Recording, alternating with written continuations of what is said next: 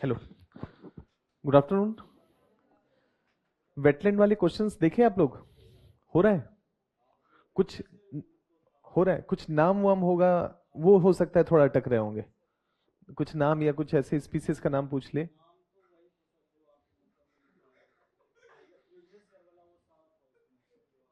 इतना मेहनत की है, क्या बात है। कहने का मतलब है कि देखिए, मैं अपनी तरफ से तो रिसर्च कर ही रहा हूँ कि जितना हो सकते, जितने डायमेंशंस को कवर कर सके वो करें। आप लोग भी थोड़ा देखें कि इन केस अगर कुछ ऐसे सवाल सामने आए। देखिए अभी क्या हो रहा है कि हम पहली बार पढ़ रहे हैं, तो अभी जैसे बायोडाइवर्सिटी वाला जब टॉपिक हो जाएगा ना, तो बहुत सारे स्पीसीज के नाम आप जान जाएंगे, पेड़ पौधे अलग अलग। तो ऐसी स्थिति में थोड़ा सा आपका सूचना वाला टॉपिक ना और मजबूत हो जाएगा। दो तीन क्लासेस और आगे बढ़ेंगे, जैसे संरक्षण है, कंजर्वेशन ऑफ बायोडाइवर्सिटी। तो संरक्षण करना है तो किसी को तो पहले संकट में लाना पड़ेगा, फिर बचाना पड़ेगा, है कि नहीं? संरक्षण का मतलब क्या है? पहले कोई संकट में है, फिर उसका उदाहरण देकर के देखेंगे कि देखो इसको बचाने की कोशिश कर रहे हैं, है कि नहीं? तो सूचनाएं की जरूरत पड़ेगी, तब तो जस्टिफाई करेंगे कि हाँ संकट में है, संकट में स्थिति है। विषुवत रेखा में जीव संकट में है, मॉनसूनी जलवायु में जीव संकट में, जो भी 11 प्रकार के बायोम हैं उन सब में संकट में है। और समुद्र के नीचे भी संकट चल रहा है। तो ऐसी स्थिति में बहुत सारे, जैसे वेटलैंड है, आर्द्र भूमि है, तो आर्द्र भूमि में भी बहुत सारे जीव संकट पे आए होंगे। तो जब हम कॉन्सेप्ट करेंगे, आईयूसीएन का कॉन्सेप्ट करेंगे, international union for conservation of nature, तो हमको पता चलेगा कि यार आर्द्र भूमि में बहुत सारे जीवन या जीव जंतु संकट पे आए। 1972 का जो हमारा वाइल्ड लाइफ प्रोटेक्शन एक्ट है, वो भी वेटलैंड पे लागू होगा। लागू होगा तो हम देखेंगे कि इन आर्द्र भूमियों में संकट क्या है।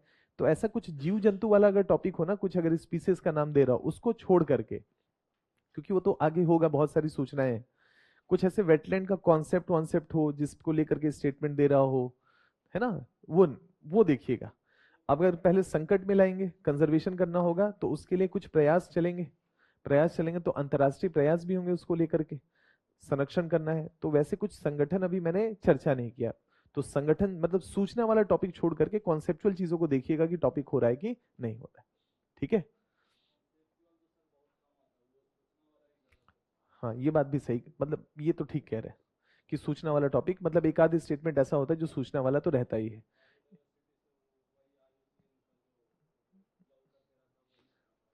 ज्यादा आता है ना? ठीक है।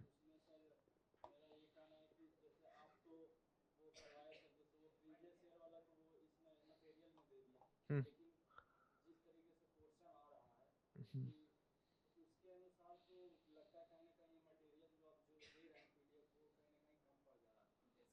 हम्म, ठीक है, कम पड़ जा रहा है। हम्म, हम्म,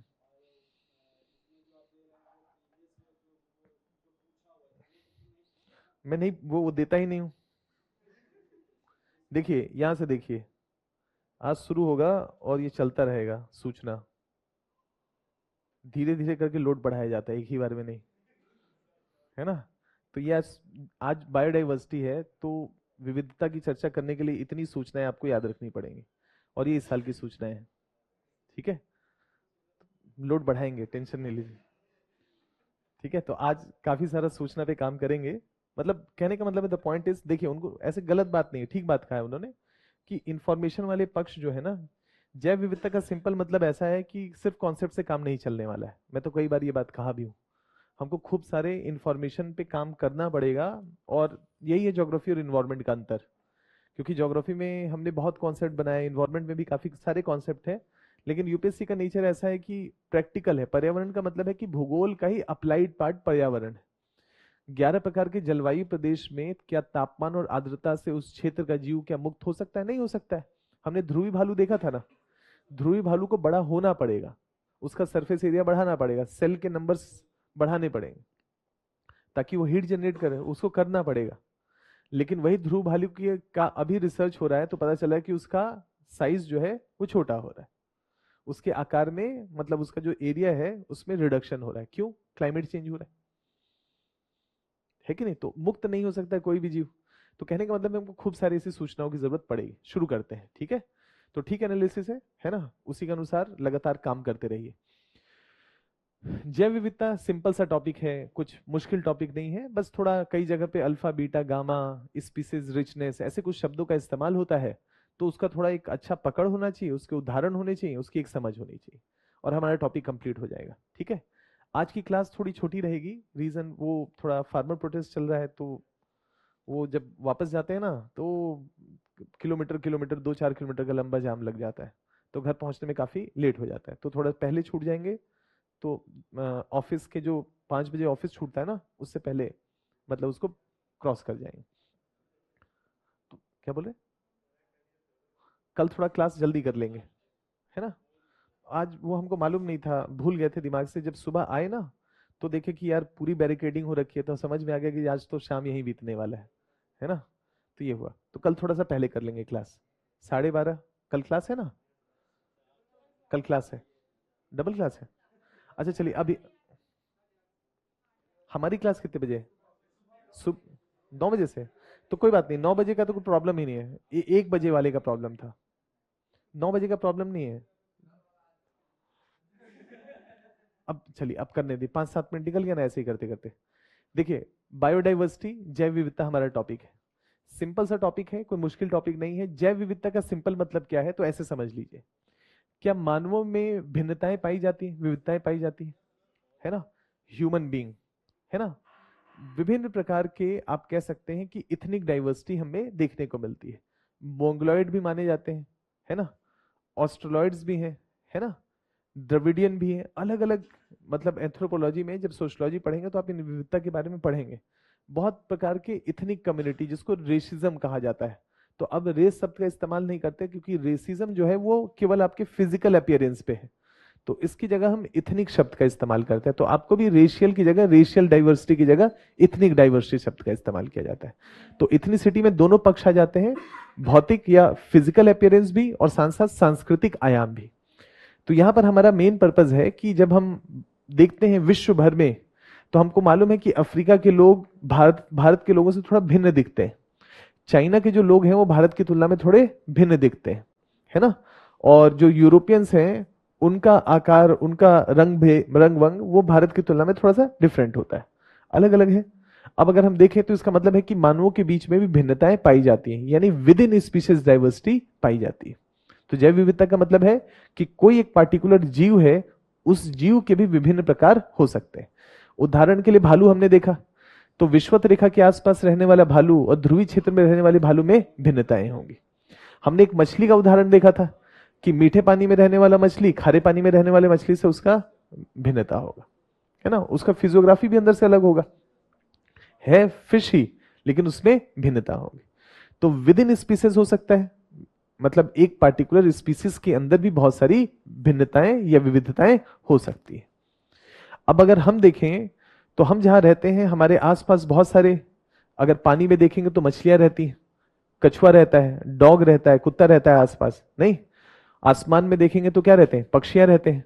तो इसका मतलब है कि जैव विविधता का मतलब है किसी एक क्षेत्र में विद इन स्पीसीज विविधता हो सकती है, बिटवीन स्पीसीज, बिटवीन मतलब एक से ज्यादा प्रकार के जीव जंतु और उनके बीच की विविधताएं, इसका अध्ययन करना या इन दोनों के बीच को समझना, यही जैव विविधता है, यही बायोडाइवर्सिटी।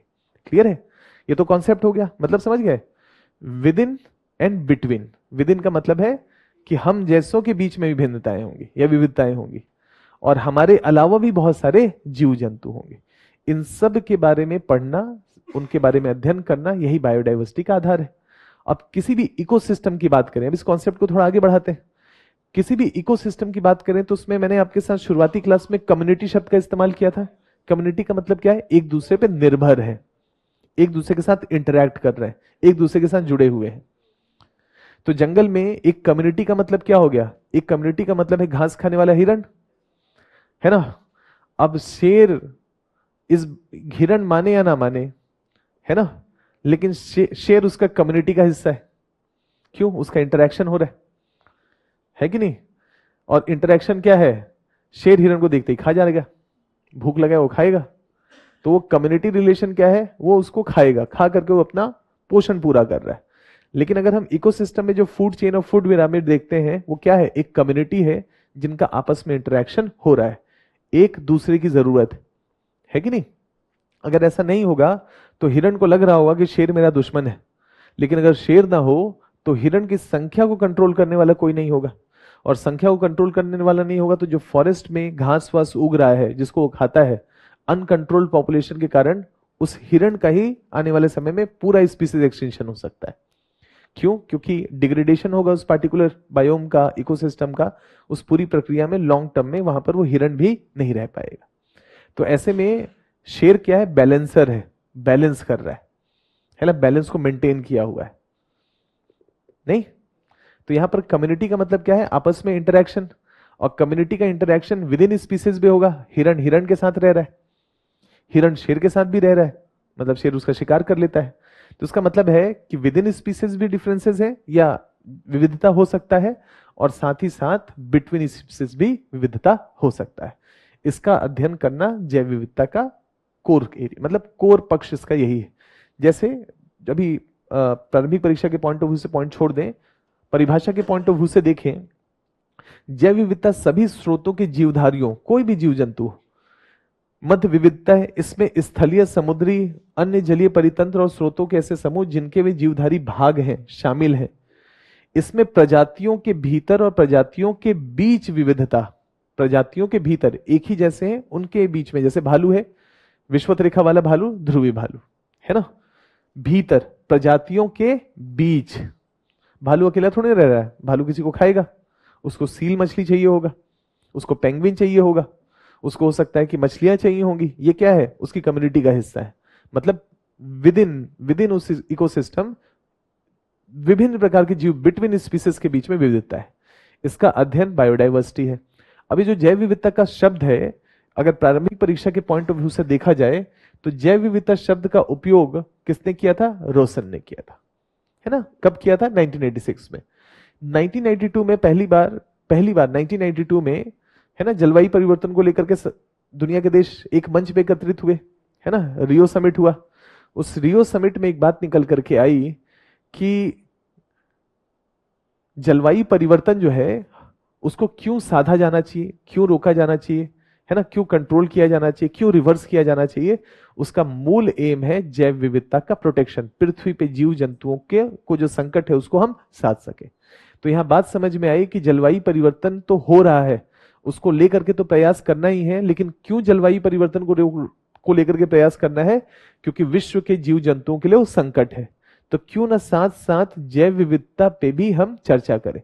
तो यहां से शुरू होता है कन्वेंशन ऑन बायोलॉजिकल डाइवर्सिटी। एक कन्वेंशन, चर्चा, वैश्विक रूप से पूरे देशों, दुनिया के देशों के बीच में एक आम सहमति बने कि जैव विविधता को बचाने के लिए क्या क्या किया जाना चाहिए और हमारी जिम्मेदारी क्या बनती है, और टाइम बाउंड मैनर में अपने लिए कुछ समय सीमा तय करें और उन जिम्मेदारियों का प्रभावी रूप से निर्वहन करें ताकि हम जैव विविधता को साध सकें। जैसे समुद्र में हमने प्लास्टिक पॉल्यूशन देखा था। प्लास्टिक पॉल्यूशन एक बड़ा संकट है, माइक्रोप्लास्टिक्स। तो ऐसी स्थिति में पूरी दुनिया के देश एक साथ मिलकर के प्लास्टिक को फेज आउट करने को लेकर के प्रयास कर रहे हैं। ये क्या है? क्यों प्लास्टिक? क्योंकि प्लास्टिक वैश्विक जैव विविधता के पॉइंट ऑफ व्यू से एक संकट है, एक मेजर चैलेंज। तो यहां पर वही रियो डी जेनेरो में आयोजित जो अर्थ समिट हुआ था, पृथ्वी शिखर सम्मेलन को अर्थ समिट कहा जाता था, वहां जैव विविधता को इस तरह से परिभाषित किया गया कि विद इन स्पीसीज और बिटवीन स्पीसीज, इन सबको बचा करके रखने की जरूरत है।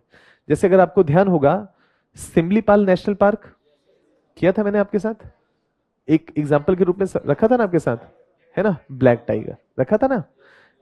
Black tiger with in species एक जेनेटिक प्रॉब्लम हुआ, और जेनेटिक प्रॉब्लम हुआ तो उसका परिणाम क्या हुआ? पूरा सिमलीपाल में जो टाइगर है उसके ब्लैक स्ट्रिप हो, है ना।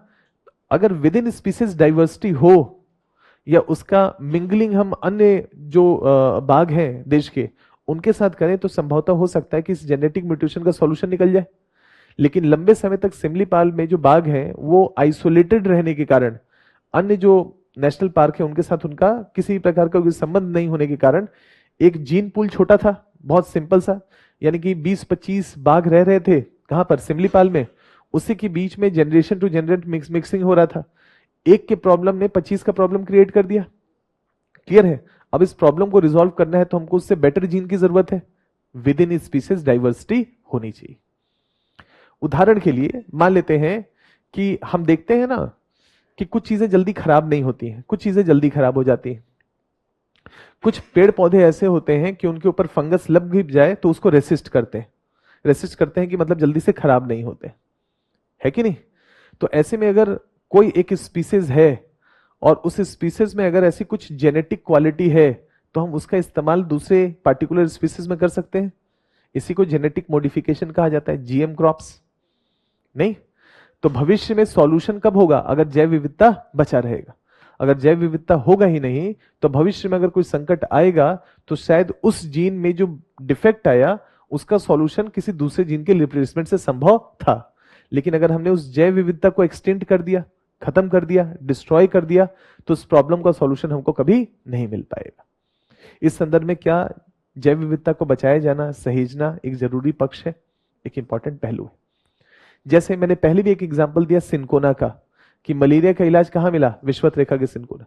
अगर ब्राजील के सारे जंगलों को काट दिया जाता और सिनकोना का एक्सटेंशन हो जाता, तो शायद मलेरिया का इलाज मिल पाना संभव नहीं था, फिर कहीं और खोजते।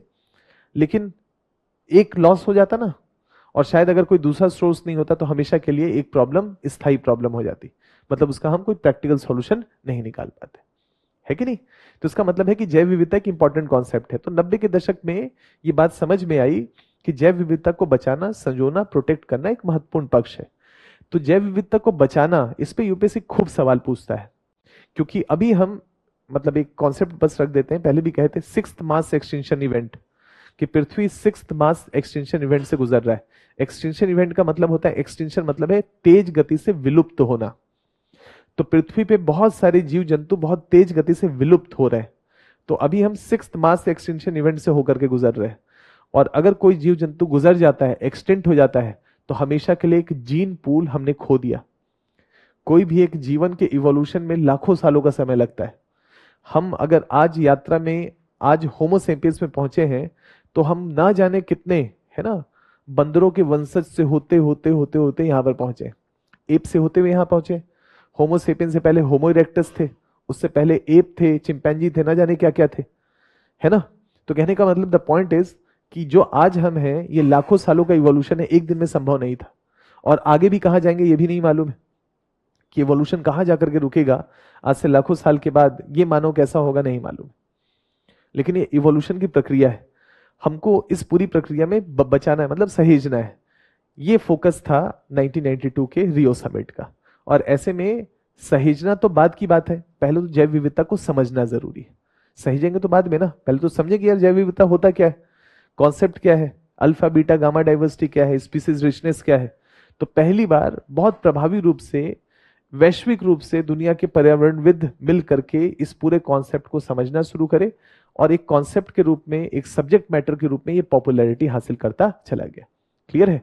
और आज अगर देखा जाए तो हर जगह पे यही कॉन्सेप्ट है, विकास करना है लेकिन सस्टेनेबल डेवलपमेंट नहीं, संधारणीय विकास, हर जगह पे यही है।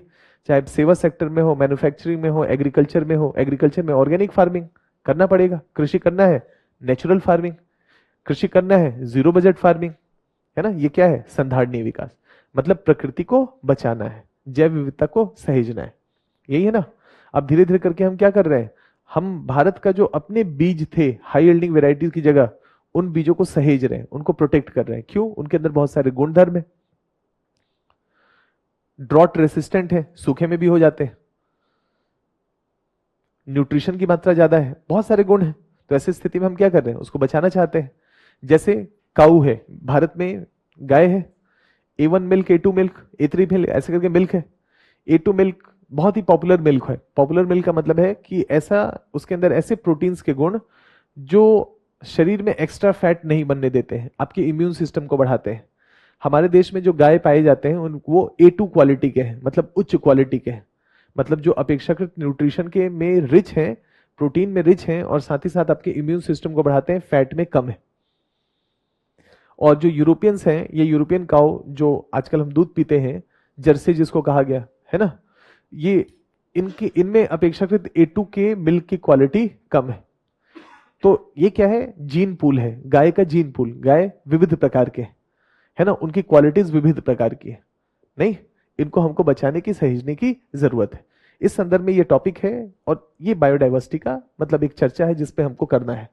बड़ा लंबा चर्चा जाएगा, ये 3-4 क्लासेस लगेंगी, क्योंकि जैव विविधता को समझना, बहुत सारे एग्जाम्पल्स लेना, फिर उसका संकट देखना, फिर उसका संरक्षण करना, इसलिए यूपीएससी जैव विविधता से काफी सारे सवाल पूछता है और यहाँ पर हमको काफी सारे नाम याद करने पड़ेंगे। क्लियर है? तो अगली कुछ क्लासेस में मतलब कमर कस के रहिए कि खूब सारे नाम, जितने नाम हो सकते हैं वो याद करने हैं। और मैं अननेसेसरी में आपको ओवरबर्डन नहीं करूंगा, वही नाम इंक्लूड करूंगा जिसके आने की संभावना है, मतलब पिछले 7 8 9 महीनों से न्यूज में है, खास करके अप्रैल मई से। तो अधिकतर उन सब चीजों को कॉन्सेप्ट पहले का भी लेंगे, लेकिन एग्जाम्पल्स रेलिवेंट लेंगे जो कि अभी हाल फिलहाल के हो, ताकि अपेक्षाकृत क्वेश्चंस का रेंज आपका ज्यादा हो। ठीक है ना? चलिए शुरू करते हैं कॉन्सेप्ट से। देखिए, जैव विविधता का पहला चीज समझना है 3 स्तर पे। 3 स्तर पे एक है स्पीसीज डाइवर्सिटी, प्रजातीय विविधता, दूसरा है परितंत्र विविधता, और तीसरा है आनुवांशिक विविधता, जेनेटिक डाइवर्सिटी। ठीक है? अब इसको एक एक करके अगर हम समझने की कोशिश करें तो प्रजातीय, स्पीसीज, इकोसिस्टम, इकोसिस्टम डाइवर्सिटी तो आप समझे ही हुए। इकोसिस्टम में 11 प्रकार के जलवायु प्रदेश है ना? तो 11 प्रकार के महाद्वीपीय जलवायु प्रदेश हो गए, बायोम हो जाएंगे। और उसके बाद सागर वाला इलाका हो जाएगा, यानी कि समुद्री बायोम भी हो जाएगा। तो इसको हमने क्या कहा? इकोसिस्टम। तो इकोसिस्टम में भी विविधता पाई जाएगी। इसके अलावा जेनेटिक डाइवर्सिटी का सिंपल मतलब क्या हुआ? जीन पूल, है ना? जैसे हम हैं, मानव के अंदर बहुत सारे जीन है, जेनेटिक वेरिएशंस पाए जाएंगे। तो जेनेटिक वेरिएशंस के लेवल पे भी इसको थोड़ा सा पढ़ना पड़ेगा, मतलब इंडिविजुअल लेवल पे भी पढ़ने की जरूरत पड़ेगी। तो यहां पर अगर हम प्रजातीय या स्पीसीज डाइवर्सिटी की बात करते हैं, या डाइवर्सिटी की इन जनरल अगर हम बात करते हैं, तो जैसे यहां पर ये डायग्राम बना है समझने के लिए, ताकि कंफ्यूजन ना हो। जैसे इन दोनों डायग्राम में क्या अंतर देख सकते हैं? कुछ पहले में ध्यान से देखिए, केवल पेड़ है, यहां पर पेड़ के साथ जीव जाओ, मतलब है ना, मतलब अगर डायग्राम को देखा जाए तो अंतर है। ये जो पेड़ है वो सजातीय लग रहे हैं, सजातीय मतलब है एक जैसे, ठीक है, एक जैसे हैं। अब देखिए यहां पर मान लेते हैं कि स्पीसीज, जैव विविधता का मतलब है कि अगर ये मान लीजिए कि एक एरिया लीजिए और यहां से सारे पेड़ को हटा दीजिए, काट दीजिए, जैव विविधता कम हो जाएगा। और पेड़ों की संख्या बढ़ाते बढ़ाते चले जाइए तो क्या बनेंगे? विविधता ज्यादा है, मतलब उसकी संख्या, जैव विविधता का मतलब है एक ही स्पीसीज हो लेकिन उसकी संख्या एबंडेंस में हो। तो हम कहेंगे ना कि वहां पर अपेक्षाकृत जीवन का सपोर्ट ज्यादा है, ये भी तो जैव विविधता ही है। और अगर पूरी तरह से पेड़ पौधों को काट दे तो हम क्या कहेंगे? जैव विविधता का ह्रास हो गया। तो एक जैव विविधता मतलब, जैव विविधता का मतलब, स्पीसीज डाइवर्सिटी का मतलब क्या हो गया? कि एक ही स्पीसीज है लेकिन उसकी संख्या ज्यादा है। अब इसको उदाहरण से समझते हैं। विषुवत रेखाई जलवायु है ना, क्या वहां पर अगर देखा जाए तो क्या नंबर ऑफ पेड़ों की संख्या ज्यादा होगी, घनत्व तो ज्यादा होगा? ज्यादा होगा। क्या हम लोगों ने मॉनसूनी टाइप, सुडान टाइप और मरुस्थलीय जलवायु किया है? किया है। मॉनसूनी जलवायु मतलब महाद्वीपों का पूर्वी किनारा, और उसके बाद बीच वाला, और फिर पश्चिम वाला किनारा। पूरब से पश्चिम की तरफ जाएंगे तो वर्षा की मात्रा में कमी आएगी, कमी आएगी। अब मान लेते हैं कि पूरब में तट के किनारे वर्षा ज्यादा होगी, तो क्या पेड़ों का घनत्व तो ज्यादा होगा? और जैसे जैसे दूर चलते चले जाए कम होता चला जाएगा, हो जाएगा। यानी कि एक ही स्पीसीज हो लेकिन टोटल संख्या प्रति इकाई क्षेत्रफल पे कमतर कमतर होती चली जाए, जैव विविधता कम हो जाएगा। तो मरुस्थलीय क्षेत्र में क्या होगा? एक ही स्पीसीज है लेकिन उसका सपोर्ट सिस्टम कम होगा। नहीं, इसको ऐसे समझें कि मैदानी इलाका है, गंगा का मैदान है, पानी है, रिसोर्सेज है, क्या 1 किलोमीटर के एरिया में ज्यादा लोग रह सकते हैं? और मरुस्थलीय इलाके में संसाधन कम है तो क्या है? दूर दूर हो जाएंगे। तो जैव विविधता संख्या का भी विविधता होगा, नंबर्स को कितना सपोर्ट कर सकता है ना?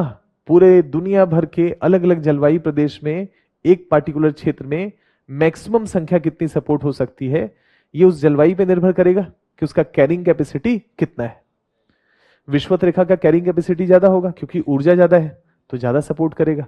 ध्रुवीय क्षेत्र की तरफ बढ़ जाएंगे तो तापमान और वर्षा दोनों ही प्रतिकूल है। तापमान क्या है? अत्यंत न्यून है, और सूखा है, प्रति चक्रवाती कंडीशन साल भर रहता है तो वर्षा नहीं होता है, तो आर्द्रता या नमी की भी कमी है। संख्या में ड्रास्टिक रिडक्शन हो जाएगा कि नहीं एक ही स्पीसीज का। कोई भी स्पीसीज जो अंटार्कटिका में सरवाइव कर सकता है उसकी संख्या भी कम हो जाएगी, और वही विषुवत रेखा की तरफ आएंगे कोई भी एक पार्टिकुलर स्पीसीज उसकी संख्या बढ़ जाएगी। तो इसका मतलब है कि प्रजातीय विविधता में स्पीसीज का एबंडेंस कितना है, एक ही स्पीसीज कितना है, तो ये विद इन स्पीसीज की बात हो रही कि नहीं, कि बिटवीन, विद इन का मतलब है एक ही के अंदर, कि एक जगह पे संख्या एक ही प्रकार के प्लांट की कितनी है और दूसरी जगह पे कोई एक पार्टिकुलर स्पीसीज है उसकी संख्या कितनी है। तो हम कह सकते हैं एक ही स्पीसीज है दोनों जगह, लेकिन जहां ज्यादा होगा हम कहेंगे यहाँ जैव विविधता ज्यादा है, और जहां कम होगा वहां कहेंगे जैव विविधता कम है। सिंपल हो गया ये। तो एक तो ये तरीका हो गया समझने का। दूसरा, बिटवीन स्पीसीज, जैसे ये वाला डायग्राम है, इस डायग्राम में क्या है, पेड़ पौधों के साथ विभिन्न प्रकार के जीव जंतु भी है ना। इसका मतलब है कि स्पीसीज अबंडेंस वाले के साथ साथ टोटल नंबर ऑफ स्पीसीज, अब हम केवल एक नहीं है, कितनी स्पीसीज की संख्या है, तो हम देख रहे हैं क्या है, 5 है, 1 2 3 4 5, 5-6 है कुल मिलाकर के, है ना।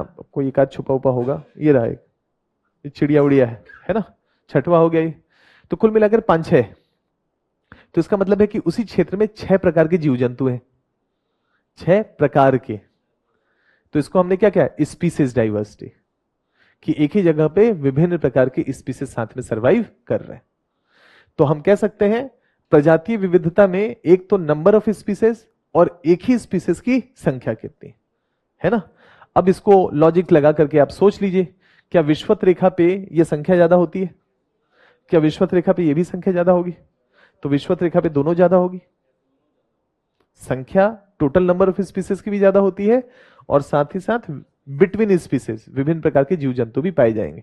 हमने देखा था ना कि एक ही भूमि, एक ही क्षेत्र पे, एक छोटे से एरिया पे अगर देखा जाए तो विभिन्न प्रकार के पेड़ पौधे होंगे, लेयर में पाए जाते हैं ना।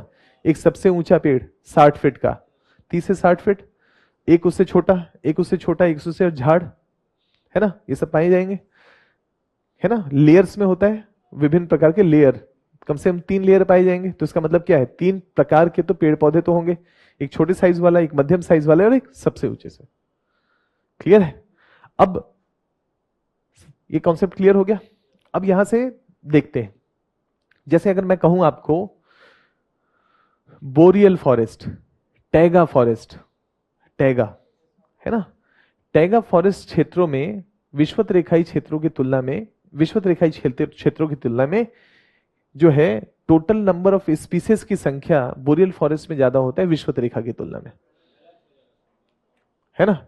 टोटल नंबर ऑफ स्पीसीज कहां होंगे, विषुवत रेखा पे ज्यादा। अब अगर हम बोरियल फॉरेस्ट की बात करें तो उसकी विशेषता क्या है, एक ही प्रकार का, है ना।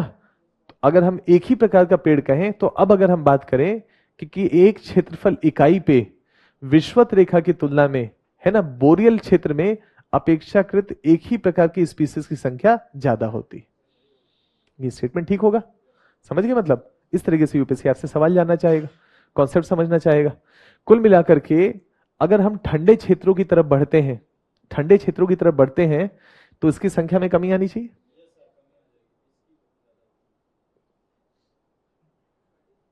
है ना। ठीक है, इसकी संख्या में कमी आएगी, ठीक है ना।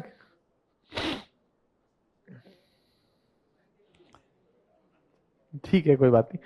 तो यहां तक का कॉन्सेप्ट क्लियर हो गया। चलिए अब थोड़ा सा इवोल्यूशन को समझने की कोशिश करते हैं ताकि आप समझ पाए कुछ कुछ चीजों को। ठीक है,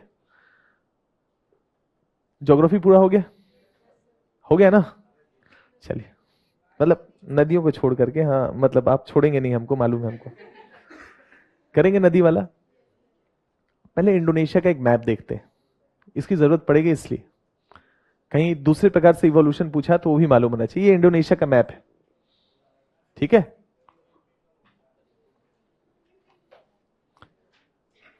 ठीक है, अब अच्छे से समझिएगा, ये इंडोनेशिया का मैप है। इसमें 2 चीजें लिखी हुई हैं, या इंडोनेशिया का मतलब आगे तो मैप करना ही था, तो मुझे लगा कि यार आज जरूरत है तो आज थोड़ा करते हैं इसको, ताकि आप उसमें स्पीसीज डाइवर्सिटी को समझ पाए। यहां देखिए, उतना डिटेल में नहीं होगा, यहां देखिएगा, मतलब होगा भी, ऐसा नहीं है कि नहीं होगा, लेकिन साथ साथ देखते चलिएगा, काफी डिटेल में मैप है। देखिए, इंडोनेशिया का जो पश्चिम वाला आइलैंड है उनका आकार बड़ा है, लेसर एंटिलीज, ग्रेटर एंटिलीज, याद है? अब उसी कॉन्सेप्ट को यहां पर भी अप्लाई करने जा रहे हैं। ये जो इंडोनेशिया का जो पश्चिमी आइलैंड है, इस आइलैंड का नाम क्या है? सुमात्रा। इसका नाम क्या है? जावा। तो इंडोनेशिया के सबसे बड़े आइलैंड्स, इसको हटा देते हैं, कालीमंथन इन सबको, बोर्नियो को। तो ये जो लाइन से श्रृंखला में द्वीप है ना, इसमें जो पश्चिम वाले द्वीप है इनका आकार सबसे बड़ा है। ठीक है, और दो नाम याद कर लीजिए, एक है सुमात्रा, एक है जावा। हो गया? ठीक है।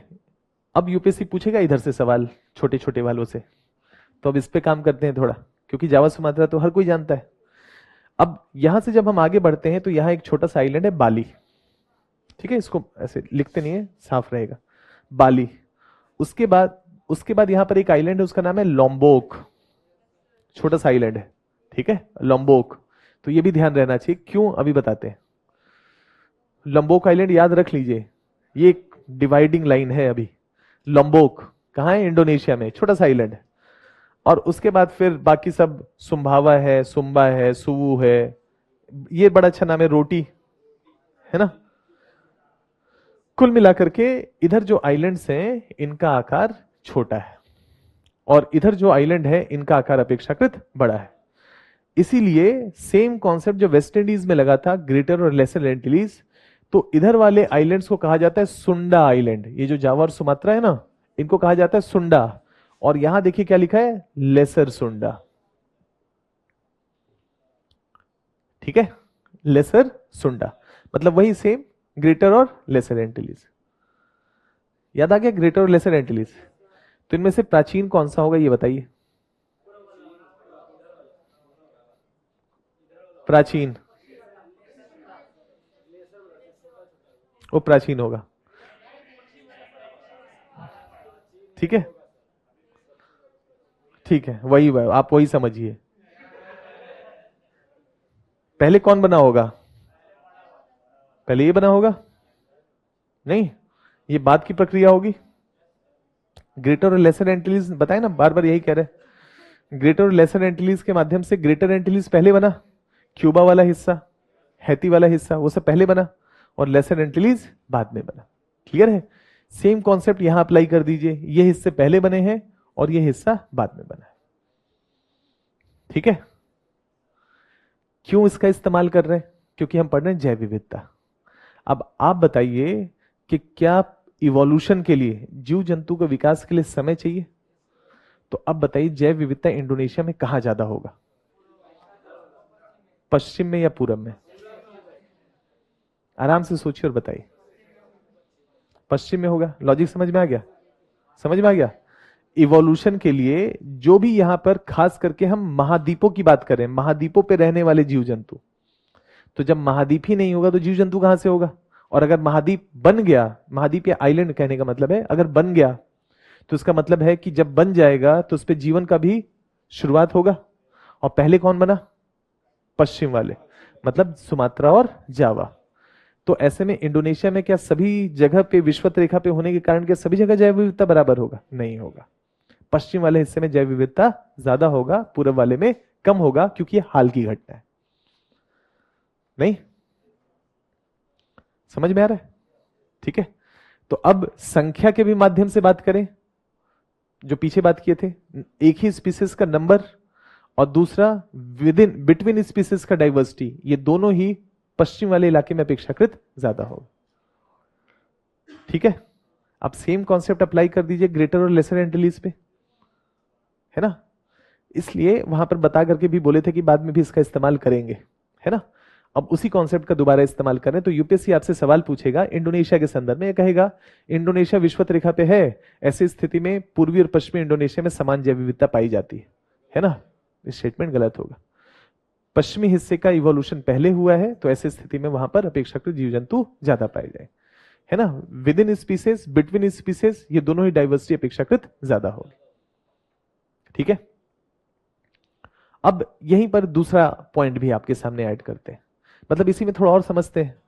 मान लेते हैं कि जो पूरब वाले आइलैंड्स हैं, जैसे हमने बाली और लंबोक देखा, रोटी वोटी है, ये सब है, ये सब जो छोटे छोटे आइलैंड्स हैं, इनका इवोल्यूशन बाद में हुआ है।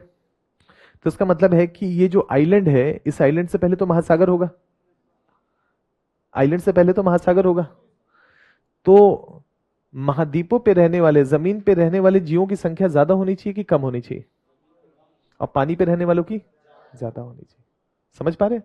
मतलब हमको ये कॉन्सेप्ट समझना है, ना जाने कहां कहां पर अप्लाई हो जाए। मुझे खुद नहीं मालूम है कहां कहां अप्लाई होगा, कैसा यूपीएससी सवाल पूछेगा। लेकिन आपको ये बात भी समझना पड़ेगा, जो जमीन पानी में डूबा है, अभी सामने नहीं आया है, वहां पानी में जीव जंतु तो हो सकते हैं, लेकिन लेकिन आइलैंड पे रहने वाले जीव जंतु कहां से आएंगे जब आइलैंड ही नहीं था? क्लियर है?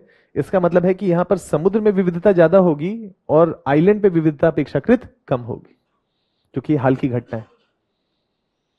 नहीं तो अगर यूपीएससी ये कहता है कि इंडोनेशिया के पूर्वी हिस्सों में सामुद्रिक जीव जंतुओं की विविधता ज्यादा है ना, द्वीपीय है ना विविधता की तुलना में, या स्थलीय विविधता की तुलना में, तो स्टेटमेंट ठीक होगा। स्थलीय और जलीय विविधता हो सकता है ना, तो जब स्थल ही नहीं होगा तो विविधता कहां से होगा? ठीक है, यहां तक का स्टेटमेंट समझ में आ रहा है? मतलब अप्लाइड तरीके से समझाने की कोशिश करें, अगर थ्योरी थ्योरी टाइप से कराते तो आनंद आता नहीं आता, आप समझ सकते हैं?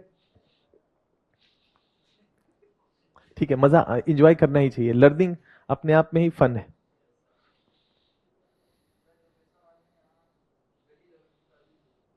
आप ही बताइए, आज से मान लेते हैं कि 4 लाख पहले आइलैंड बने, तो 4 लाख पहले जो जीवन रहा होगा स्थल का, वो यहां होगा, और जो पहले बन गया होगा होगा। तो इसका मतलब है कि यहां इवोल्यूशन हाल का है। अगर दूसरा बात ध्यान से देखिए, ये जो लंबोक है, ये किसी आइलैंड से कनेक्टेड नहीं है, किसी से कनेक्टेड नहीं है, तो ना कोई आ सकता है ना कोई जा सकता है। नहीं तो अगल बगल से तैर करके कोई आ जाता है, नहीं तो ना कोई आ सकता है ना कोई जा सकता है। कि कहीं कुछ है, माइग्रेशन ही हो जाता है, कहीं से घूमते फिरते ही चले आते और आकर के ही संख्या बढ़ा देते, डाइवर्सिटी बढ़ा देते, तो वो भी नहीं हो पा रहा है कि नहीं? तो एक लाइन, डिवाइडिंग लाइन बन गया कि नहीं, एक रेखा बन गई कि नहीं, कि इधर वाले तो कनेक्टेड है, तो ये पहले इवोल्यूशन हुआ तो शायद इधर का इधर आ जाए, लेकिन इसके इधर कैसे आएगा, ये तो हो ही नहीं सकता था। या तो ये पहले बन जाता, तब इसकी विविधता ज्यादा होती है ना, और बाद में बना है तो ऐसे में इसकी विविधता तो अपेक्षाकृत कम होगी। ठीक है, ऐसे सवाल आपसे पूछे जाएंगे, इसकी एक समझ आपकी होनी चाहिए, मतलब इसका एक अंडरस्टैंडिंग आपका होना चाहिए कि ऐसा होता है कई बार। अभी बताते हैं क्यों है ऐसा, थोड़ा सा एक वेलेस लाइन का कॉन्सेप्ट है, तो उसको इसके साथ जोड़ देंगे तो ज्यादा समझ में आएगा। एक नाम याद कर लीजिए, कोमोडो ड्रैगन, ये जो बना हुआ है ना, कोमोडो ड्रैगन, याद रखिए। अब देखिए, कोमोडो ड्रैगन जो है ना, कोमोडो नाम का ड्रैगन, ये छिपकली है, 6-7 फीट का होता है। छिपकली 6-7 फीट का, मतलब छिपकली नहीं है, पता नहीं छिपकला वाला है ऐसा सा, मतलब बहुत बड़ा है, 6 फीट का समझ लिए, 5 से 6 फीट। इसको देखेंगे ना तो आप भागेंगे, क्योंकि ये हमको दौड़ाता है खाने के लिए, मैं खा जाऊंगा। हाँ, ये विषैला होता है, काट लेगा तो मर जाते हैं। क्लियर है? डेंजरस होता है। क्या नाम है? Komodo, Komodo dragon. भारत में मिलता है, लोम्बोक को क्रॉस नहीं कर पाया। 1 फीट का होता है तो ठीक है, ये 5-6 फीट का होता है। ठीक है, क्लियर हो गया? नहीं, उसका कुछ, वो कुछ और होता है, वो नहीं होता है, गो होता है, हाँ, वो अलग होता है। अच्छा ठीक है, अभी गांव के लेवल पे नहीं पूछेगा यूपीएससी, अभी इस पे, इस लेवल पे देख। हाँ, डर लगता है।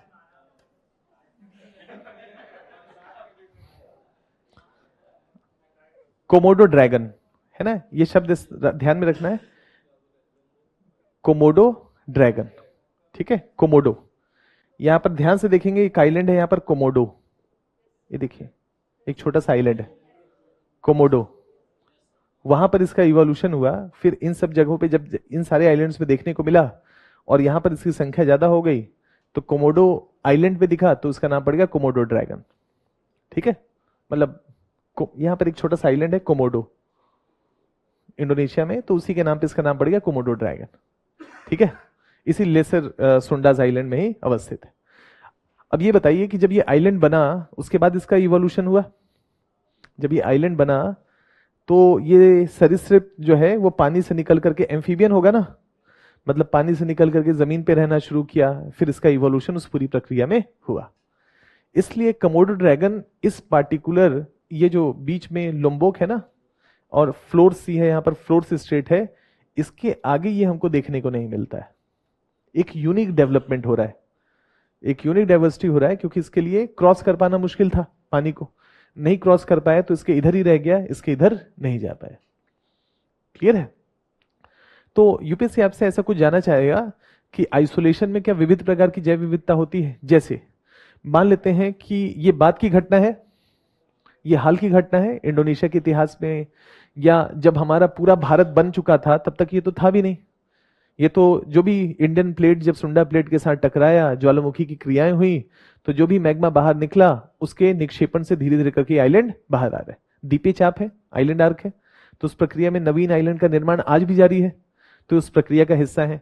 तो जब इंडियन प्लेट अफ्रीकन प्लेट से टूटा और आगे बढ़ा तब तो ज्वालामुखी नहीं हो रहा होगा, क्योंकि जब तक हम यूरेशियन प्लेट के पास नहीं पहुंचेंगे और जब तक टकराएंगे नहीं सुंडा प्लेट के साथ तब तक ये कैसे बनते। यानी कि जब भारत होगा तो ये नहीं होगा, है ना। तो क्या भारत के जीव जंतु इधर मिलेंगे? नहीं मिलेंगे। कोई पक्षी वक्षी उड़ करके चला जाए वो अलग बात है ना। लेकिन जो पेड़ पौधे हैं, वनस्पति है, ये जो जीव हैं जिनका इवोल्यूशन भारत में हुआ, मतलब इस तरफ हुआ, वो यहां कैसे पहुंचेंगे? क्योंकि गैप है ना। अगर ये सब का सब आइलैंड कभी भारत से जुड़ा होता, फिर टूटता, फिर संभवतः कुछ जीव जंतु यहां पर पाए जाते, तो ये यूनिक प्रकार का होगा कि नहीं? क्योंकि ये उभरा तो यहां जो जीव जंतु होंगे भारत में नहीं पाए जाएंगे, इसका इवोल्यूशन अपने तरीके से होगा।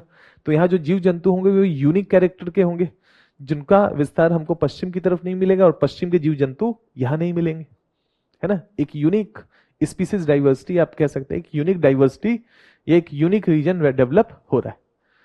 कॉन्सेप्ट क्लियर हो गया? अब इसको थ्योरेटिकली जोड़ देते हैं। एक व्यक्ति थे, उनका नाम था वेलेस। क्या नाम था? वेलेस। एक व्यक्ति थे, उनका नाम था वेलेस। वेलेस ने इस क्षेत्र के जैव विविधता का बहुत अध्ययन किया। ठीक है, Indonesia, Papua New Guinea, Australia, ये जो आइलैंड है ना, इन सब का खूब अध्ययन किया। और इनका अध्ययन करने के बाद उन्होंने ना एक रेखा खींची। उस रेखा का नाम है वेलेस लाइन। ये जो बाली वाली देख रहे हैं ना, और ये देख रहे हैं लोम्बोक, इस लोम्बोक के पास से उन्होंने एक रेखा खींची,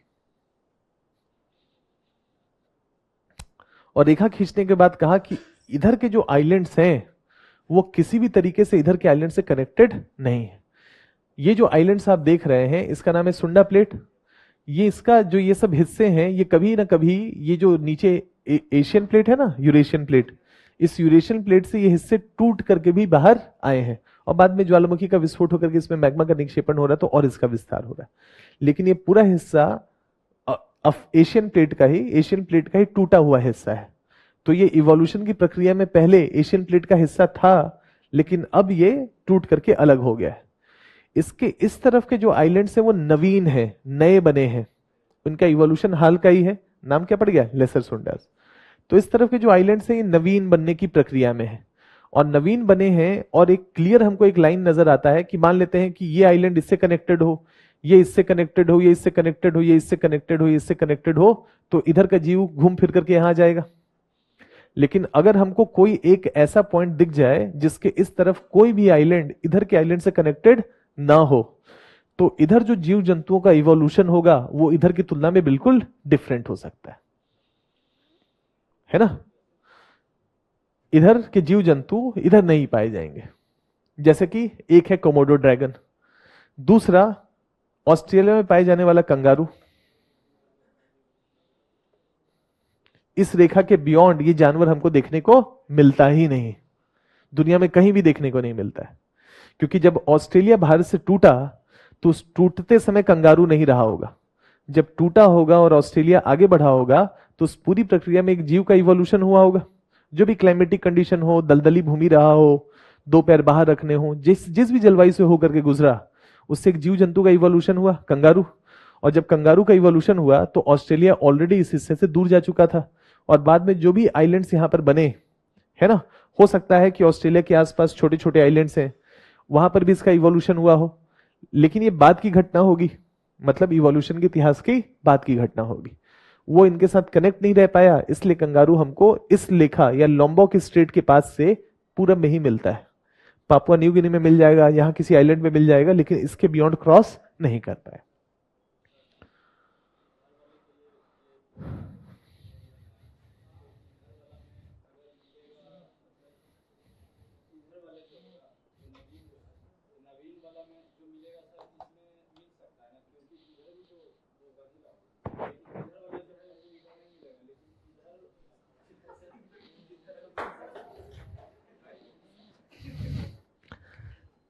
ये कोमोडो वाला इधर नहीं मिलेगा, कोमोडो वाला इधर नहीं मिलेगा, ये कह रहे हो ना। एक एग्जांपल ले लो, कोमोडो इधर मिलेगा? इधर पुराना है, ये नया नया है। इसको समुद्र तैरा दोगे समुद्र से?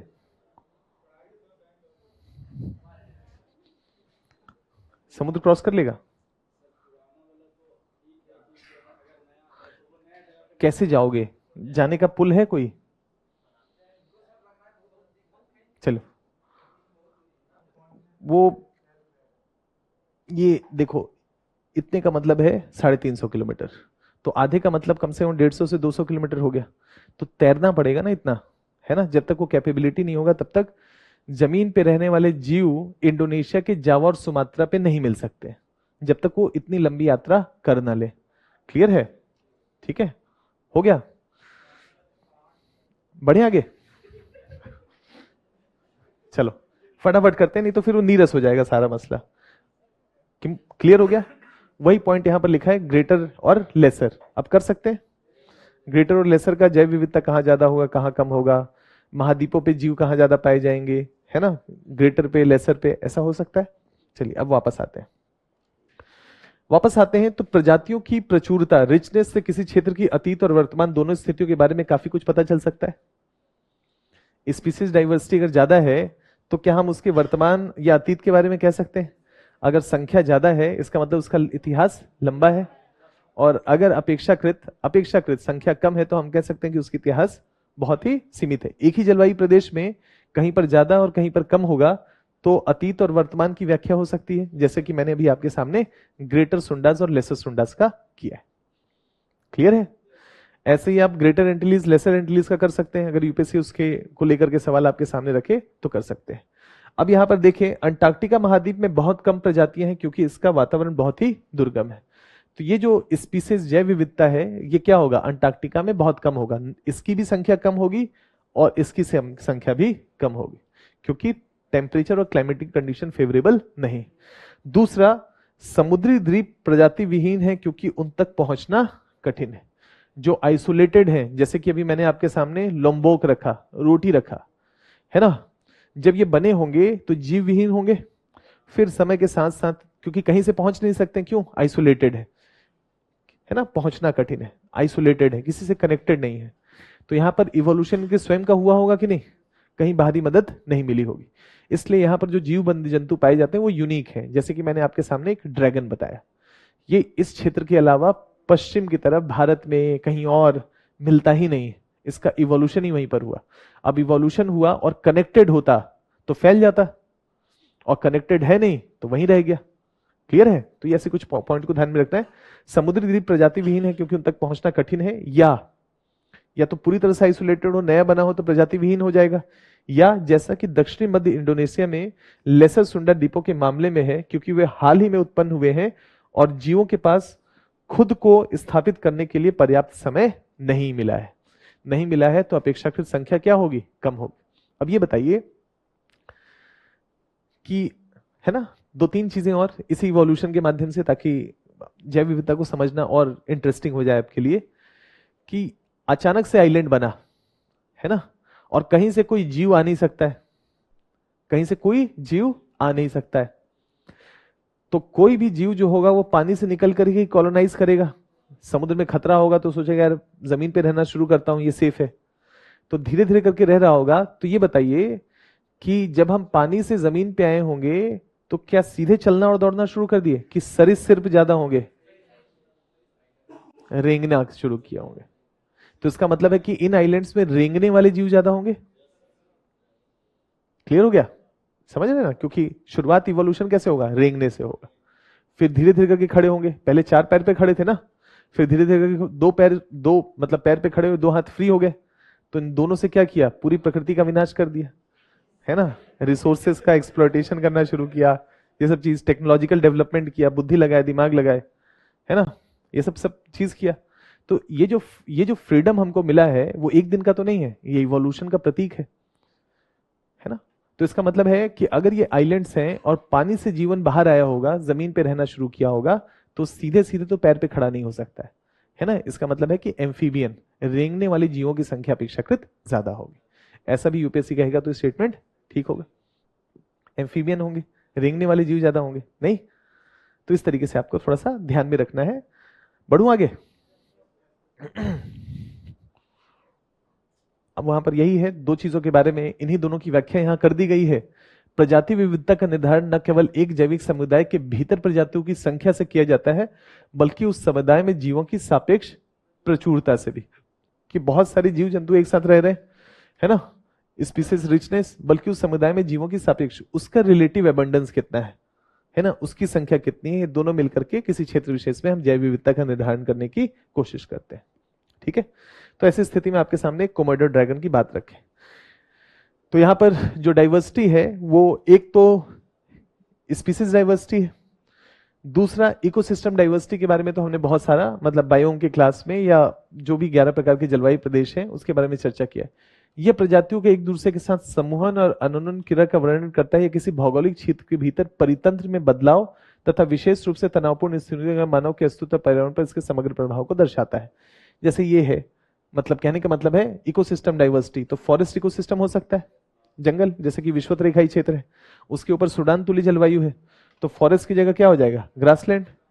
10 से 30 डिग्री के बीच में पश्चिम की तरफ बढ़ जाएंगे तो क्या बन जाएगा, मरुस्थल, और उसके बगल में समुद्र में चले जाएंगे तो एक्वेटिक, है ना, या आप कह सकते हैं कि जलीय परितंत्र होगा। तो ये जो लेवल्स ऑफ बायोडाइवर्सिटी, जैव विविधता है, उसका एक अध्ययन इकोसिस्टम के लेवल पे भी किया जा सकता है, कि एक इकोसिस्टम है, एक पार्टिकुलर जलवायु का क्षेत्र है, उसमें जो जीव जंतु हैं जो एक पार्टिकुलर क्षेत्र में, हम उसको जैव विविधता कहेंगे। तो इकोसिस्टम डाइवर्सिटी के होने के लिए भी आर्द्रता और तापमान का होना जरूरी है ना। विषुवत रेखा के क्षेत्र में जैव विविधता ज्यादा पाई जाएगी। जैसे कल की क्लास में भी जब चर्चा कर रहे थे तो पीटलैंड की चर्चा कर रहे थे, जब पीटलैंड की चर्चा कर रहे थे तो वहां जैव विविधता ज्यादा होगी, दलदली भूमि है, और खास करके विषुवत रेखाई क्षेत्र के बारे में, कॉन्गो बेसिन में जैव विविधता ज्यादा होगी, और जहां पानी में डूबा हुआ है वो इकोटोन हो जाएगा कि नहीं, क्योंकि आसपास जमीन पे भी रहने वाले और पानी पे भी रहने वाले, तो जैव विविधता ज्यादा हो जाएगा। तो विद इन इकोसिस्टम कोई एक, हम जैसे मान लेते हैं, जैसे हमने कहा फॉरेस्ट इकोसिस्टम, यानी कि विश्वत रेखाई वन, उस विश्वत रेखाई वन में जहां पर भी दलदली भूमि होगी उसका जैव विविधता और भी ज्यादा हो जाएगा। लेकिन हमको अध्ययन क्या पढ़ना पड़ेगा, फॉरेस्ट इकोसिस्टम, कि फॉरेस्ट में पेड़ पौधे क्या है, फ्लोरा क्या है, फौना क्या है, उनके बीच का जैव विविधता, एक तो इस लेवल पे अध्ययन किया जाता है। इसको हमने क्या कहा, इकोसिस्टम डाइवर्सिटी। ठीक है। और पहला वाला कौन सा था, पहला था स्पीसीज, विद इन बिटवीन, यही था ना दो, है ना। और उसके लिए हमको कुछ कॉन्सेप्ट्स की जरूरत पड़ती, वो हम लोगों ने देख लिया। तीसरा जो है वो जेनेटिक डाइवर्सिटी है, इसके बारे में आने वाली क्लासेस में विस्तार से चर्चा करेंगे, और ये सबसे लास्ट का हिस्सा होगा। कौन सा है लास्ट वाला हिस्सा, अभी अभी नहीं, ये सबसे लास्ट में आएगा। जीन पूल के लिए पहले आपको विभिन्न प्रकार के जीव जंतु, उनका व्यवहार जब समझ जाएंगे तब जाकर के जेनेटिक डाइवर्सिटी का कॉन्सेप्ट ज्यादा अच्छे से समझ में आए। तो उसके लिए थोड़ा सा भी रुक जाते हैं, और आगे जैसे जैसे थोड़ा सा कंजर्वेशन, संरक्षण, ये सब करेंगे ना, तो उसमें और ज्यादा अच्छे से जेनेटिक डाइवर्सिटी के बारे में चर्चा करें। ये क्लियर हो गया, स्पीसीज डाइवर्सिटी आसान है कि मुश्किल है, आसान है ना। अब अगर इसी में कुछ एग्जांपल्स की बात करें तो जैसे कल आपसे बन्नी ग्रासलैंड के बारे में चर्चा हो रही थी, कल आपसे हो रही थी किसी और क्लास में, लेकिन किए तो है ना बन्नी ग्रासलैंड के बारे में, बन्नी के बारे में चर्चा हुई है। आंध्र क्षेत्र कौन सा वाला, कहाँ है बन्नी ग्रासलैंड? बन्नी भैंस कहां पर है, मतलब बन्नी ग्रासलैंड कहाँ है? Run of Kutch, run of Kutch current affairs के पॉइंट ऑफ व्यू से न्यूज में है, और किस कारण से न्यूज में है? ये चीता है, शेर है, क्या है? तेंदुआ है, क्या है?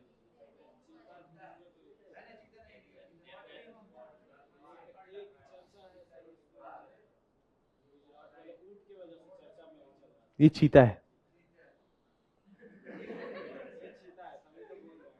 ठीक है, ये चीता है। और भारत में चीता कहाँ इंट्रोड्यूस किया गया है? अब सरकार ने निर्णय लिया है कि यहां इंट्रोड्यूस करेंगे, ठीक है, एक स्पीसीज को दूसरे और लोकेशन पे लगाया, मतलब रखा जाएगा। इस संदर्भ में स्पीसीज की बात हो रही है ना, एक स्पीसीज। कूनो नेशनल पार्क कैसा है? अर्ध शुष्क प्रदेश है। कैसा है? अर्ध शुष्क प्रदेश है। सूडान तुल्य जलवायु है, सूडान तुल्य जलवायु जहां घास ज्यादा है। और इसका नाम क्या है? बन्नी ग्रासलैंड्स, बन्नी घास भूमि, ठीक है। बन्नी घास भूमि है तो गवर्नमेंट सोच रहा है कि एक और लोकेशन पे हम इसको इंट्रोड्यूस करते हैं, भविष्य में जेनेटिक डाइवर्सिटी को मेंटेन करने में एक रोल प्ले करेगा, है ना। सिमलीपाल जैसा प्रॉब्लम भविष्य में नहीं आएगा, तो अलग अलग जगह पे गवर्नमेंट ऑफ इंडिया इसको इंट्रोड्यूस करने का प्लान बना रहा है। तो हमको लगा कि करंट अफेयर्स के पॉइंट ऑफ व्यू से पढ़ रहे हैं तो बन्नी घासलैंड के बारे में कि चीता को इंट्रोड्यूस किया जा रहा है कहां पर? बन्नी ग्रासलैंड। अब जो बन्नी ग्रासलैंड है या बन्नी जो घास का मैदान है, अगर हम इसको देखते हैं तो केंद्र सरकार ने बन्नी घास भूमि में चीता प्रजनन के संरक्षण केंद्र स्थापित करने के प्रस्ताव को मंजूरी दे दी। तो अगला इंट्रोडक्शन कहां होने जा रहा है? बन्नी ग्रासलैंड में। तो यूपीएससी कहेगा कि हाल ही में अगर दिया गया तो स्टेटमेंट ठीक होगा। सब मर गए फिर, अभी और आएंगे। अब यहां पर बन्नी घास भूमि के बारे में भौगोलिक विशेषता, यह एक शुष्क घास भूमि है। इसका लोकेशन देखा जाए तो ये जो हिस्सा है यहाँ पर काठियावाड़ का पेनिनसुला है, और इसके ऊपर वाले हिस्से में मूलतः हमको बन्नी घास या बन्नी ग्रासलैंड के नाम से ही जाना जाता है। अब चूंकि ये शुष्क प्रदेश है, या कह सकते हैं कि अरब सागर के द्वारा, अरब सागरी शाखा के द्वारा यहाँ कुछ वर्षा हो जाती है 50 सेंटीमीटर के आसपास, तो कुछ घास उगाता है, और चीता को तो घास ही चाहिए, पेड़ से तो उसको ज्यादा मतलब है नहीं। तो ऐसी स्थिति में बन्नी ग्रासलैंड कच्छ जिले में अवस्थित है, और लगभग लगभग 2500 स्क्वायर किलोमीटर का इसका एरिया है, और इसमें फैला हुआ है, और इसमें गवर्नमेंट ऑफ इंडिया इसको इंट्रोड्यूस करना चाहता है। ये कल की जब बात कर रहे थे तो आर्द्र भूमि के बारे में कह रहे थे, सीजनल नेचर का हो सकता है आर्द्र भूमि, तो सीजनल नेचर, वर्षा जब होगी तो नीचे क्या बताए थे, ये जो रन ऑफ कच्छ है उसमें नमक है, नमक का लेयर है, और नमक का मोटा लेयर है, तो जब वर्षा होगी तो पानी जल्दी से रिस करके नीचे नहीं जाएगा। तो जून जुलाई अगस्त सितंबर में क्या होगा, पानी ऊपर भर जाएगा, और भर जाएगा तो घास वास या खरपतवार अपेक्षाकृत ज्यादा बेहतर तरीके से विकसित हो जाएंगे। तो इसका मतलब है कि वेटलैंड भी है जब वर्षा होती है, और साथ ही साथ ग्रासलैंड भी है, जब सूख जाता है तो कुछ ऐसा हो जाता है। क्लियर है? इसी का नाम पड़ गया बन्नी ग्रासलैंड। तो जैव विविधता होगा यहाँ पर, है ना। खाने के लिए विभिन्न प्रकार के जीव जंतु होंगे, तो चीता के शिकार के लिए आपको काफी संख्या में चीजें मिल जाएंगी, मतलब विभिन्न प्रकार के जीव मिल जाएंगे। अब आपको एक इन्वेजिव स्पीसीज के बारे में बताए थे, इन्वेजिव स्पीसीज के बारे में चर्चा कर रहे थे, लंटाना, और भी बहुत सारे बताए थे। इसमें से यहाँ पर है ना, यहाँ पर जूली फ्लोरा नाम का एक इन्वेजिव स्पीसीज है जो इस क्षेत्र में ग्रो कर रहा है। अब जैसे ये है ना, ये ग्रो कर रहा है, तो इतने दूर में धीरे धीरे घास खत्म हो जाएंगे, जो घास है वो खत्म हो जाएंगे। और ये जो भाई साहब हैं दोनों, ये है ना बुफेलो, मतलब गाय और भैंस, है ना, ठीक है, ये और ये दोनों इसको खाते नहीं है। किसको नहीं खाते हैं? ट्रोलीफ्लोरा को। क्लियर है? तो संख्या में कमी आएगी, तो इसको कंट्रोल करना भी जरूरी है। विलायती बबूल ये यूपीएससी लिखेगा नहीं, जूली फ्लोरा, ठीक है। तो ध्यान रखिएगा, जूली फ्लोरा क्या है? एक इन्वेजिव स्पीसीज जो कि इस क्षेत्र में पाया जा रहा है, और क्या बड़े एरिया में फैल रहा है ना। इन्वेजिव स्पीसीज एक्सपेंड कर रहा है। तो ऐसी स्थिति में अगर हम कूनो नेशनल पार्क में चीता को इंट्रोड्यूस करना चाहते हैं तो जो इन्वेजिव स्पीसीज है इसको इसको रोकना पड़ेगा, इसको इसकी सफाई करनी पड़ेगी। नहीं तो क्या होगा कि जैसे गाय है या भैंस है या हिरण है जो इस क्षेत्र में पाया जाता है, वो क्या करेगा, वो ये खा नहीं पाएगा तो ओवरऑल इकोसिस्टम का प्रोडक्शन, उत्पादकता, प्रोडक्टिविटी कम हो जाएगी तो फिर प्लान फेलियर हो जाएगा। तो यूपीएससी कुछ आपको बनी ग्रासलैंड के बारे में कुछ स्टेटमेंट देगा तो ठीक ध्यान रखिएगा। मैंने इस संदर्भ में आपसे इस घास भूमि के संदर्भ में एक बात किया था बन्नी बोफेलो के बारे में। तो इस क्षेत्र में जो एक यूनिक प्रकार का बोफेलो या भैंस पाया जाता है उसका नाम है बन्नी। खुद चला जाता है, चरवर के खुद वापस आ जाता है। क्यों? जलवायु के अनुकूल है। इसको मालूम है कि 12 बजे नहीं चरना है क्योंकि गर्मी ज्यादा होगी। तो सुबह सुबह जाता है, चरवर के 9-10 बजे तक वापस घर। क्लियर?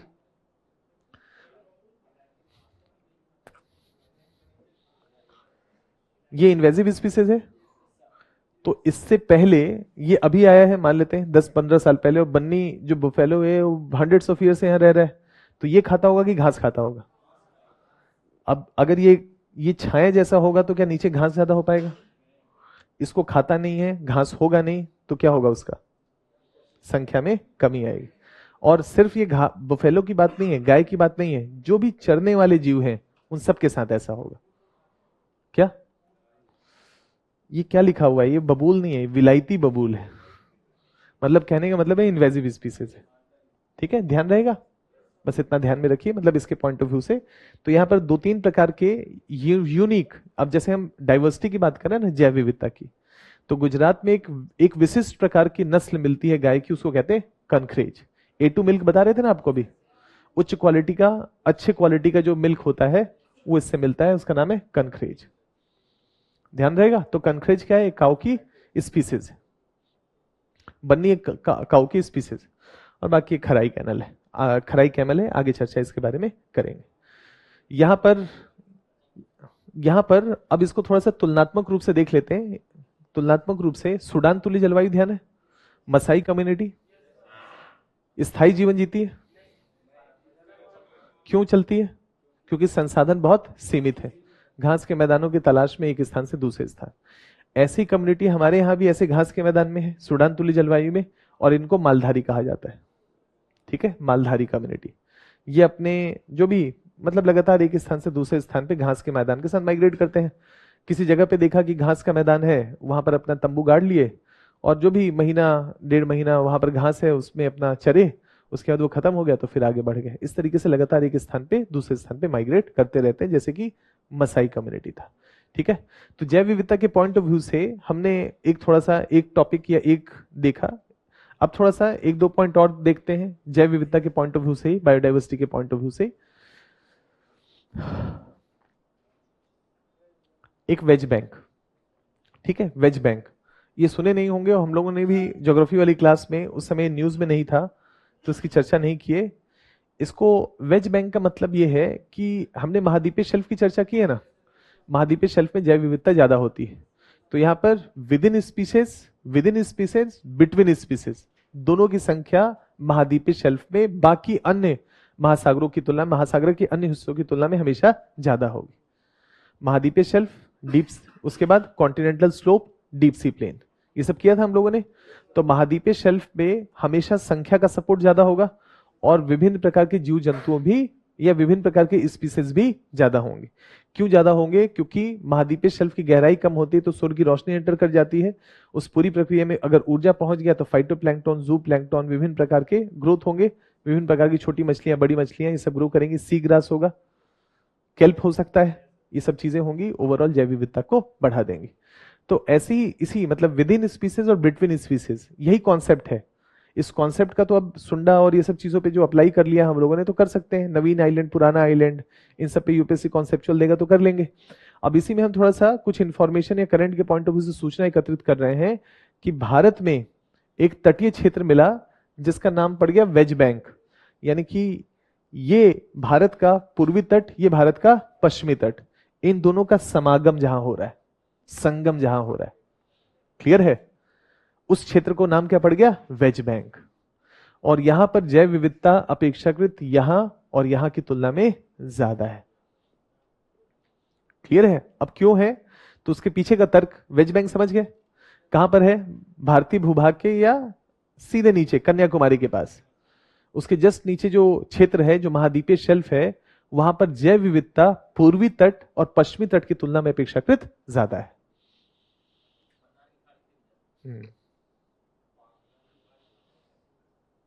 मन्नार की खाड़ी यहीं पर है, ये ज्यादा दूर नहीं है, मतलब वहीं है। क्यों है ये समझना जरूरी है ना, अगर क्यों है पूछेगा तो क्या लिखेंगे, किस पे टिक करेंगे, क्यों है, क्यों है? महाद्वीपीय शेल्फ है, यहां भी महाद्वीपीय शेल्फ है, यहां भी महाद्वीपीय शेल्फ है, यहां भी महाद्वीपीय शेल्फ है, तो महाद्वीपीय शेल्फ तीनों में। यहीं पर जैव विविधता बाकी पूर्वी और पश्चिमी तट की तुलना में क्यों ज्यादा है? संक्रमण कैसा?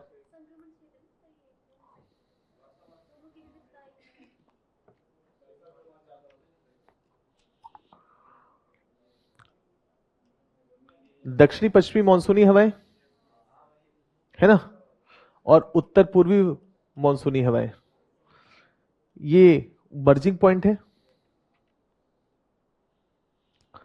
एक जब वापस जा रहा होगा तो एक का एरिया कम हो रहा होगा कि नहीं, एक पीछे हटता है तो दूसरा आता है, एक पीछे हटता है तो दूसरा आता है, एक पीछे हटता है तो दूसरा आता है, ऐसे ही होगा ना।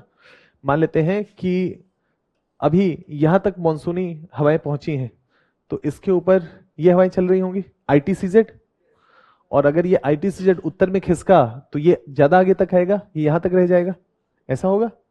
तो इसका मतलब है कि दो पवनों का संगम क्षेत्र आईटीसीजेड कहलाएगा। एक पॉइंट तो ऐसा आएगा जब ये यहां पर आ जाएगा और आ जाएगा, तो मर्जिंग पॉइंट कौन सा होगा, ये दोनों, है ना। और जहां दोनों मर्ज होंगे पूरे बंगाल की खाड़ी का मिनरल यहां पर एकत्रित हो जाएगा, और अरब सागर का जो भी न्यूट्रिशन है वो कहां एकत्रित हो जाएगा, यहां एकत्रित हो जाएगा। तो जैव विविधता क्या होगी, अपेक्षाकृत बढ़ जाएगी। ठीक है, इस जगह का नाम क्या पड़ गया, वेज बैंक। कहां अवस्थित है, भारत के पूर्वी तट पे, मतलब ऐसा कुछ देगा तो कर लेंगे ना अब, पूर्वी तट, पश्चिमी तट, दक्षिणी तट, जैव विविधता ज्यादा होगी। With in species, between species, ये दोनों डाइवर्सिटी अपेक्षाकृत ज्यादा होगी, वेज बैंक का कॉन्सेप्ट। ठीक है, बढ़ू आगे। मतलब हमने एक कॉन्सेप्ट कर लिया, 8-10 एग्जाम्पल कर लेते हैं, ताकि करंट के पॉइंट ऑफ व्यू से जो भी अभी तक, मतलब मेरे मेन पर्पज ये है कि जो जो भी जीव जंतु इस कॉन्सेप्ट में फिट बैठे हैं पिछले जनवरी, फरवरी, मार्च, अप्रैल, मई में जो भी एग्जांपल्स हैं उन सबको हम इसमें इंटीग्रेट करते चले।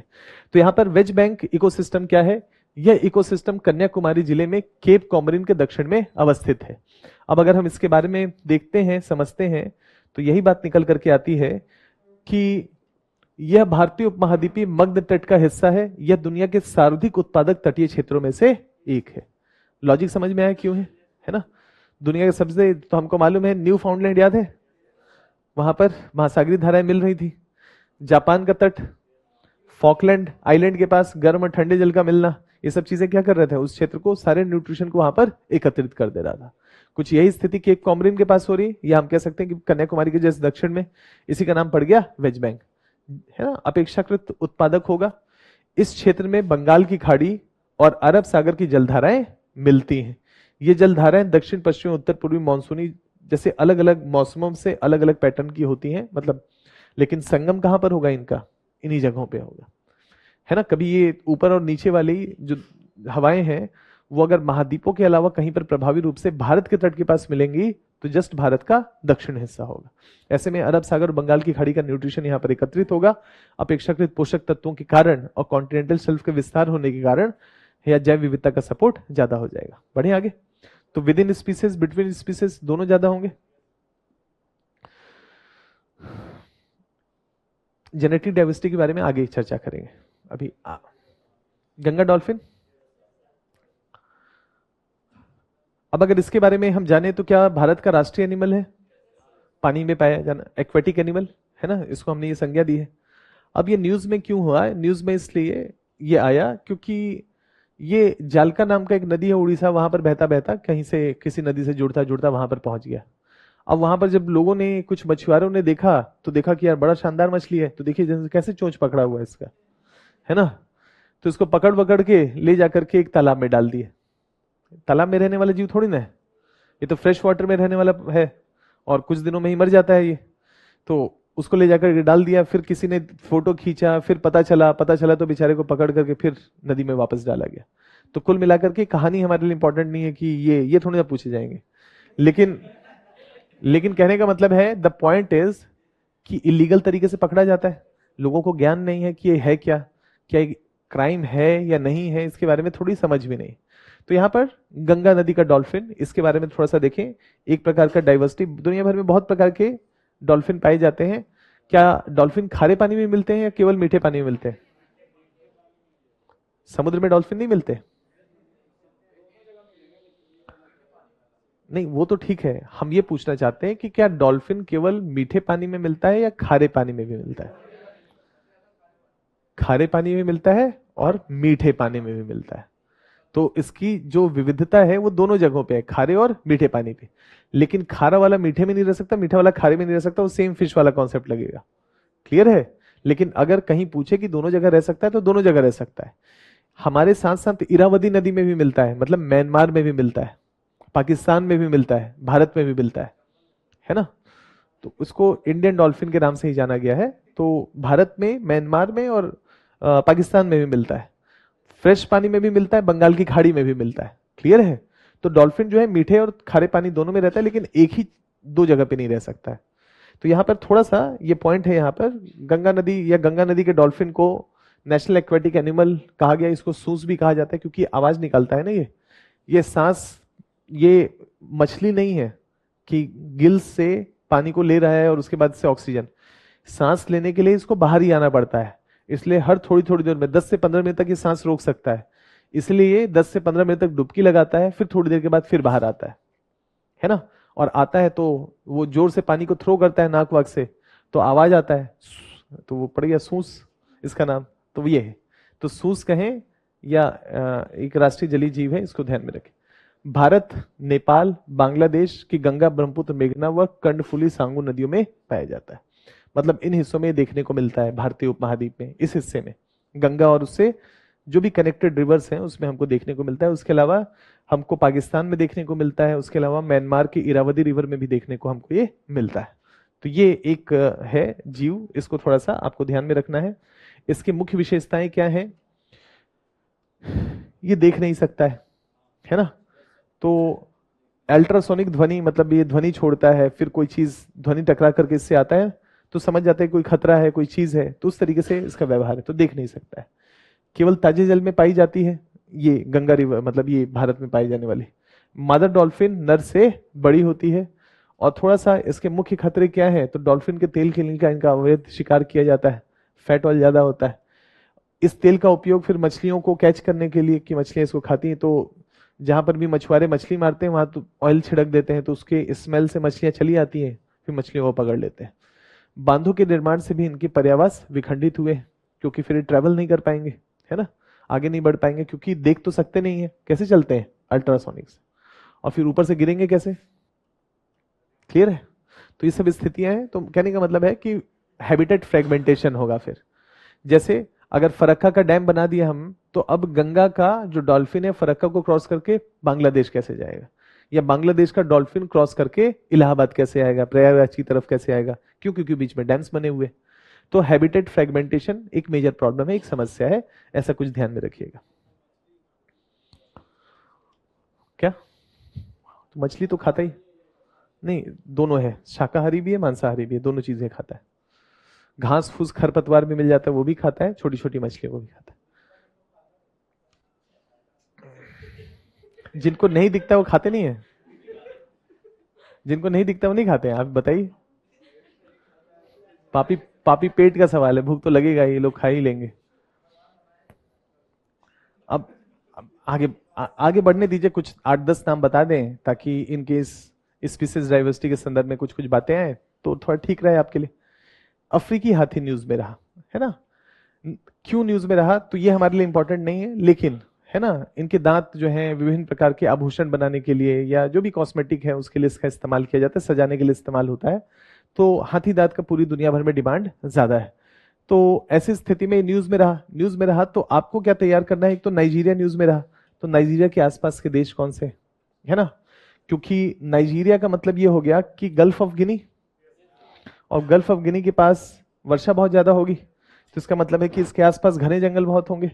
कैमरून और ये सब जितने भी हैं यहाँ पर होंगे। आसपास से सबको इकट्ठा किया जाता होगा, फिर इंटरनेशनल मार्केट में नाइजीरिया सेंटर होगा, वहां से दुनिया भर में बेचा जा रहा होगा। तो इसका मतलब है कि आसपास इलीगल तरीके से पोचिंग की जा रही होगी, किल किया जा रहा होगा, मारा जा रहा होगा, ये सब हो रहा होगा। अब हमारे लिए ये इंपॉर्टेंट है species diversity with in between, हम तो ये समझना चाहते हैं। तो क्या भारत में हाथी मिलता है, अफ्रीका में मिलता है, तो दोनों हाथी क्या एक जैसे होंगे या है ना अलग अलग होंगे, उनके बीच में कुछ भिन्नताएं होंगी, तो उसकी थोड़ी समझ होनी चाहिए। क्योंकि जब हम जैव विविधता कर रहे हैं तो कुछ ऐसे जीव जो लगातार न्यूज में है उसकी हमारी समझ होनी चाहिए। और समझ होनी चाहिए तो अफ्रीकन एलिफेंट है ना, अफ्रीकन हाथी का पहला दो न्यूज में रहा कि उसके हाथी दांत के लिए उसको जो है ना किल किया जा रहा था, या ये था। तो पहली बात तो क्या हाथी दांत का व्यापार लीगल है इलीगल है? कंप्लीटली लीगल है, कंप्लीटली बैंड है ना। हाथी दांत का आप व्यापार कर ही नहीं सकते। यानी कि अगर आप सोचें कि नाइजीरिया आप गए और सोचें कि वो पॉकेट वॉकेट में ना एक थोड़ा सा 100 ग्राम हाथी दांत ले आऊंगा, नहीं ला सकते, है ना, वो एक क्रिमिनल एक्टिविटी है ना। तो ये भी आपको मालूम होना चाहिए। तो कोई आपको दे दे और कहे कि लेते जाइए, है ना, आप ले आए, 1989 से प्रतिबंधित है। दांत का आभूषण बनते हैं, कुछ लोग शुभ मानते हैं, घर में अलग अलग चीजें बनती है, मतलब वही सजाने के सामान बनते हैं, इन सब चीजों में इसका इस्तेमाल होता है। नहीं, दवा में नहीं होता मेरे, हाँ। तो तोड़ करके तराश करके विभिन्न चीजें बनाई जाती है ना। दुनिया भर में लोगों के अलग अलग प्रकार के शौक हैं, क्या करेंगे, है ना। हमको कहा जाए कि यार हाथी दांत रखो तो रखेंगे क्या? नहीं रखेंगे, है ना। अफ्रीकी हाथी पृथ्वी पर मौजूद सबसे बड़े स्थलीय जीव है, एक ध्यान में रखिए। ध्रुवी भालू सारे भालू में सबसे बड़ा है ना। वैसे ही अगर हम स्थलीय जीव की बात करें तो सबसे बड़ा जानवर एशियन हाथी नहीं है, अफ्रीकन हाथी। अभी देखते हैं, है ना। यहां पर देखें कि अफ्रीकन अफ्रीकन हाथी भी दो प्रकार का है ना। एक सवाना वाला और एक अपेक्षाकृत देखा जाए फॉरेस्ट एलिफेंट। सवाना का मतलब घास के मैदान वाला, है ना। और एक अपेक्षाकृत कहां पर? जहां जंगल हो, फॉरेस्ट वाला, यानी कि घने जंगलों में रहने वाला। तो एक विषुवत रेखाई जलवायु वाला होगा, 0 से 10 डिग्री के अक्षांशीय क्षेत्र में रहने वाला जंगल, या पूर्वी अफ्रीका में रहने वाला जंगल, तंजानिया, मोजम्बिक, है ना। ये सब जो देश हैं क्या होंगे? मॉनसूनी जलवायु है, तट के करीब है, तो अपेक्षाकृत क्या होगा? वर्षा की मात्रा ज्यादा होगी, तो घने जंगल होंगे, घने जंगल होंगे तो एक ऐसा जानवर जो यहाँ रहता है। तो फॉरेस्ट एलिफेंट कहाँ रहेगा? पूर्वी तट पे रहेगा ज्यादा, और नहीं तो विषुवत रेखाई जलवायु में रहेगा, है ना, अफ्रीका में। और ये जो सवाना वाला एलिफेंट है महाद्वीपों के बीच में पाया जाएगा, सूडान में मिल जाएगा, कीनिया में मिल जाएगा, है ना, इन सब देशों में हमको, इथोपिया में मिल जाएगा, इन सब इथोपिया के अंदरूनी हिस्से में मिल जाएगा, इन सब देशों में हमको देखने को मिलेगा। तो अफ्रीकन हाथी भी दो प्रकार का है, एक ग्रासलैंड वाला और एक फॉरेस्ट वाला, ठीक है। अब ये तुलना है एशिया और अफ्रीकन हाथी की। ये अफ्रीकन हाथी है और ये एशियन एलिफेंट है। ध्यान से इसके कान को देखिए, इसका कान और इसका कान, हाँ, तो यही अंतर है दोनों के बीच में, है ना। एशियाई हाथियों की तुलना में अफ्रीकी हाथियों के कान बड़े होते हैं। और यूपीएससी ने पहले भी सवाल पूछा हुआ है, कभी पहले प्रीवियस ईयर क्वेश्चन, तो आपको लगेगा कि यह हाथी के कान में अटका दिया है ना, लेकिन हाथी का कान पूछा हुआ है। तो कहने का मतलब है ऐसा पूछता है। ये क्या है? ये स्पीसीज डाइवर्सिटी है। हाँ, एक वो भी है, अभी बताते हैं। पहला जो सबसे पहला अंतर है वो है कान को देख करके, कि अगर दो हाथी हैं, एक का कान बड़ा है एक का कान छोटा है, तो आप बड़े आराम से उसके बारे में बता सकते हैं ये अफ्रीकन हाथी है और ये जो है एशियन हाथी है। जैसे दिल्ली के जू में जाएंगे तो दोनों ही हाथी हैं, अफ्रीकन भी है एशियन भी। तो जब कभी उसको ध्यान से देखें, बता रहे, ये देखिए दांत है, ये नर है और ये मादा है, और ये है अफ्रीकन हाथी। तो अफ्रीकन हाथी के नर और मादा दोनों के दांत होते हैं, यहां पर केवल नर के होते हैं, है ना।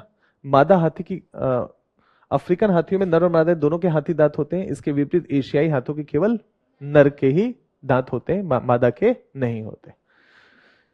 मादा हाथी की गर्भधारण अवधि 22 माह की होती है ना। हम अपने कोख में, माँ की कोख में 9 मंथ्स तक, है ना, तब जाके हमारा जन्म हुआ है। 22 स्तनधारी जीवों में सबसे लंबा पीरियड यही है, क्लियर है। सबसे लंबे गेस्टेशन पीरियड जिसको कह सकते हैं वो यही है। तो हाथी के बारे में दो तीन चीजें पता चली, मतलब एक यूनिक सबसे बड़ा स्थल पे रहने वाला जीव हो गया, है ना। दूसरा, इसका गेस्टेशन पीरियड अपेक्षाकृत सर्वाधिक है, ये भी हम लोगों ने देखा स्तनधारी जीवों में। इसके साथ ही साथ अफ्रीकन हाथी और एशियन हाथी के बीच के कुछ अंतरों को भी हमने समझा। ये था स्पीसीज डाइवर्सिटी बिटवीन स्पीसीज। दो, ये भी एक रीजन है, क्लाइमेटिक कंडीशन भी एक फैक्टर है। बिल्कुल सही कह रहे हैं।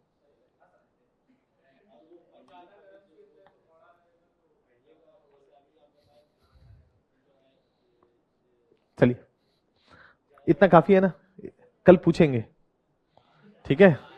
आज जितना आप कह रहे हैं उतना ही हम जान, मतलब उत्सुकता के साथ याद भी करिएगा। बढ़े आगे।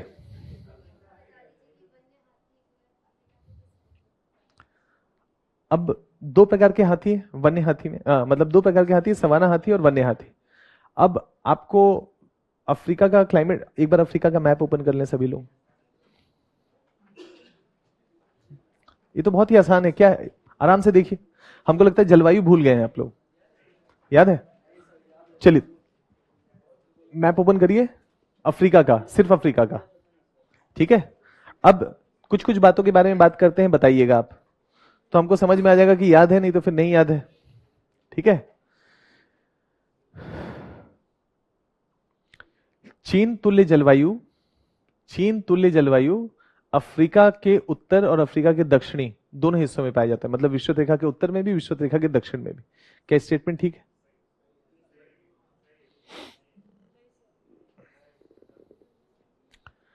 चीन तुल्य जलवायु कहां होता है, ये तो पहले तो ये मालूम होना चाहिए। 30 से 45। तो विषुवत रेखा के उत्तर में भी पाया जाएगा और विषुवत रेखा के दक्षिण में भी है 30 से 45 विषुवत रेखा के उत्तर में।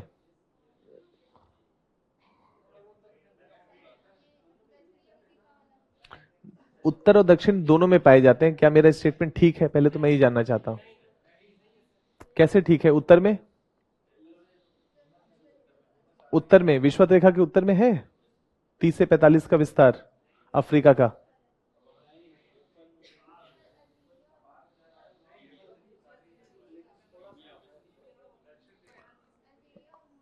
उससे क्या होगा? उससे खास फर्क नहीं पड़ेगा ना। कितने पे है? ऊपर है, ठीक है, ठीक है, कोई बात नहीं। कोई महासागरीय धारा आएगी क्या जो वर्षा लेकर के आए?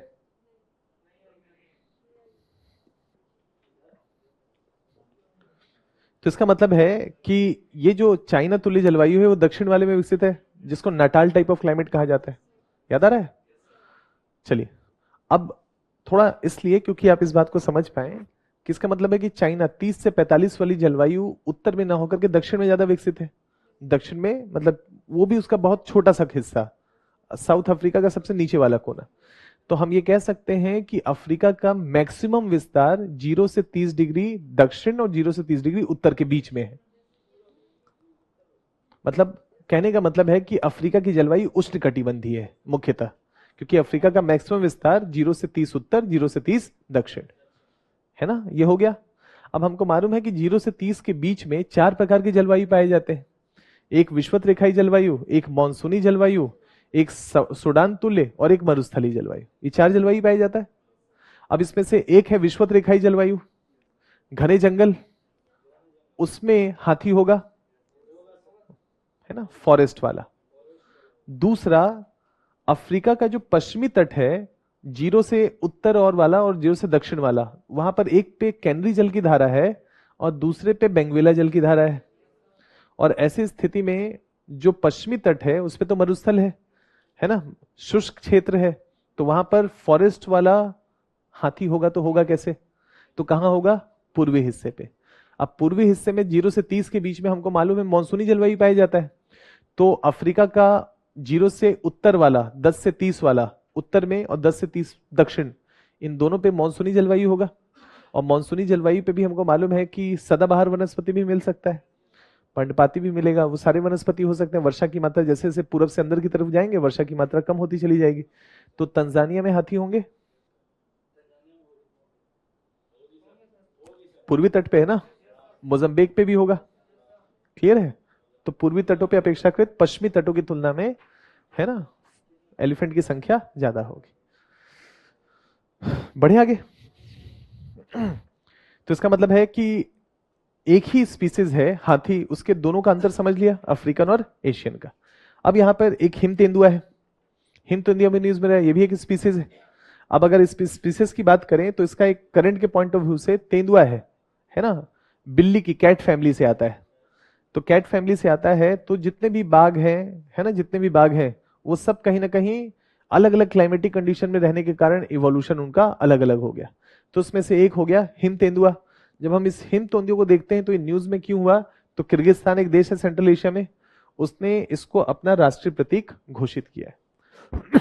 क्लियर है, अपना राष्ट्रीय प्रतीक घोषित किया तो क्या हो गया, न्यूज में हो गया। अब यहां पर घोस्ट ऑफ माउंटेन कहा जाता है ना। अगर इसको देखा जाए तो यह बिल्ली की सबसे बड़ी प्रजाति है ना, और पैंथेरा टिग्रिस से निकटता से संबंधित है। विशेषताएं, इसकी त्वचा पे धुएं जैसे रंग के फर होते हैं, मतलब हल्के रंग होंगे, जैसे ये देखिए, है ना, इसका रंग थोड़ा सा क्या है, जैसे हमारा शेर है, हमारा बाघ है, इसका रंग थोड़ा सा रेडिश है या इसकी तुलना में हल्का रंग है। इसमें धारियां हैं, इस पे स्पॉट्स हैं, गोल गोल स्पॉट्स हैं, और इसमें क्या है, ऐसे धारियां। क्लियर है। अब यहां पर यही जो पॉइंट है कि काले काले धब्बे होते हैं, जो पॉइंट है, तो अगर तेंदुआ के बारे में कहे कि लाइन होता है ना, है ना, तो स्टेटमेंट गलत होगा, काले काले धब्बे होंगे। अब इन धब्बों का पैटर्न होगा कि नहीं, इनको पहचान करना हो तो सब तो एक जैसे ही दिखेंगे, है ना। तो इनके जो धब्बे का पैटर्न है वो डिफरेंट होता है, उसी से इनकी पहचान की जाती है। तो पहचान की जाती है तो उस धब्बे को कुछ कहा जाता होगा, है ना, उस धब्बे को रोसेट कहा जाता है। तो यूपीएससी प्रारंभिक परीक्षा के पॉइंट ऑफ व्यू से कुछ स्टेटमेंट देगा कि जैसे मान लीजिए कि ये जो है हिम तेंदुआ न्यूज में हो गया, और अगर हिम तेंदुआ न्यूज में हो गया तो कुछ स्टेटमेंट आएगा, निम्नलिखित कथनों पर विचार करें। एक स्टेटमेंट होगा कि हाल ही में किर्गिस्तान ने इसको एक राष्ट्रीय प्रतीक घोषित किया है, स्टेटमेंट ठीक हो जाएगा। दूसरा, इनमें इनके पहचान का तरीका जो है उसमें धब्बे होते हैं, और धब्बे के, है ना, पैटर्न अलग अलग होते हैं, उसके माध्यम से उसको पहचाना जाता है, इसको हम रोसेट कहते हैं, स्टेटमेंट ठीक हो जाएगा। तो रोसेट किससे जुड़ा हुआ है, इन धब्बों के पैटर्न से जुड़ा हुआ है। कहीं कहीं पास पास होगा, किसी के धब्बे बड़े बड़े होंगे, जो भी होगा कुल मिलाकर के उसके माध्यम से। तो रोसेट एक शब्द हो गया। तो यहाँ पर रोसेट कि जो धब्बे हैं इनका पैटर्न देख करके ही एनालाइज किया जाता है कि डिफरेंस क्या क्या है। अब सवाल यह है कि किर्गिस्तान में मिलता है तो क्या भारत में मिलता है ना, हिंदू कुश हिमालय, है ना, ध्यान है ना, नंगा पर्वत और पामीर नॉट, वहां से पर्वत अफगानिस्तान भी गया, सेंट्रल एशिया की तरफ भी गया, तिब्बत की तरफ भी गया, भारत की तरफ भी आया, है ना। तो ये हिम तेंदुआ इस बर्फ वाले क्षेत्र में, उसको पूरा पर्वत मिल गया कि नहीं, उस पर्वत से निकल के इधर उधर सेंट्रल एशिया सब जगह घूम सकता है। तो हिम तेंदुए की आबादी वाली 12 देश है, अफगानिस्तान, भूटान, पाकिस्तान होना चाहिए, नहीं होगा। कॉन्सेप्ट तो बताए ना, पामीर नॉट, क्या वहां से पाकिस्तान जाएगा ना, अफगानिस्तान की तरफ जाएगा, सेंट्रल एशिया की तरफ जाएगा। Afghanistan, Bhutan, China, Bharat, Kazakhstan, Kyrgyzstan, Mongolia, Nepal, Pakistan, रूस, तजिकिस्तान, उज्बेकिस्तान। ठीक है, जितने भी देश हैं एशिया के हैं, इसमें जितने भी देश हैं एशिया के हैं। तो यूपीएससी कहेगा कि एंडीज पर्वत पे हिम तेंदुआ पाया जाता है, गलत हो गया ना, रॉकीज पे। और आप सोचेंगे यार वहां हिम होता ही है, तेंदुआ तो मिलता ही होगा, क्या होगा, गलत हो जाएगा। क्लियर है, तो ध्यान रखना है, हिम तेंदुआ कहां मिलेगा, एशिया में मिलता है ना। और ये सारे माउंटेन आपस में एक दूसरे से जुड़े हुए हैं, तो ऐसी स्थिति में इसको एक बड़ा पर्यावास का क्षेत्र मिल जाता है, तो इसको हमने कहा हिम तेंदुआ। तो इन सब सारे हिस्सों में मिलेगा। सबसे ज्यादा कहां पर है, इसमें से चाइना में, है ना। हिम तेंदुआ की सर्वाधिक आबादी चीन में है। तो ऐसा कुछ आपको कुछ सूचना आधारित ऐसी चीजें भी हमको मालूम होनी चाहिए। अभी हाल ही में लद्दाख और हिमाचल प्रदेश, है ना, राजकीय पशु घोषित किया गया है, तो उस कारण से भी न्यूज में रहा।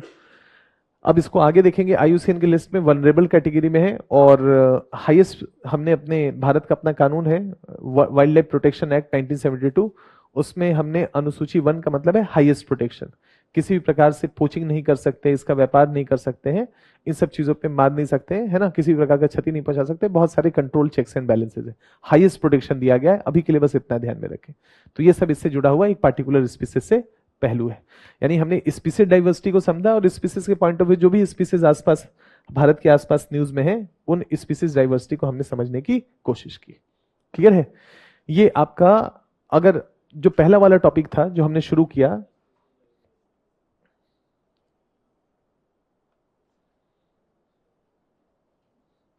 इस पे जो आपके साथ शुरू किया वो था species diversity with in and between. तो इस संदर्भ में हमने कुछ समझने की कोशिश किया कि एक ही जीव है वो अलग अलग क्लाइमेटिक कंडीशंस में अलग अलग हो सकता है। क्लियर है? एक स्पीसीज है उसको एक पार्टिकुलर क्लाइमेटिक कंडीशन में रहना पसंद है, तो ऐसे में अगर हम एक स्पीसीज को कहीं पर भी देखें तो उसके लिए एक ही प्रकार का क्लाइमेटिक कंडीशन चाहिए। जैसे हमने कूनो नेशनल पार्क या चीता देखा कि घास का मैदान पसंद है तो हम उसके लिए एक और घास का मैदान खोज लिए, कौन सा? बन्नी ग्रासलैंड। तो कहने का मतलब है कि अगला जो डेस्टिनेशन है उसका वो पश्चिम की तरफ का ही है, तो भविष्य में अगर हमको और भी खोजना होगा तो हम घास ही या घास के मैदान ही खोजेंगे। जो भी national park, wild life sanctuary हम आइडेंटिफाई करेंगे वो सारे हिस्से कहाँ होंगे? इस तरफ ही होंगे। तो इस तरीके से आपको थोड़ा सा इसको तैयार करना है, मतलब इन सब चीजों को देखना है।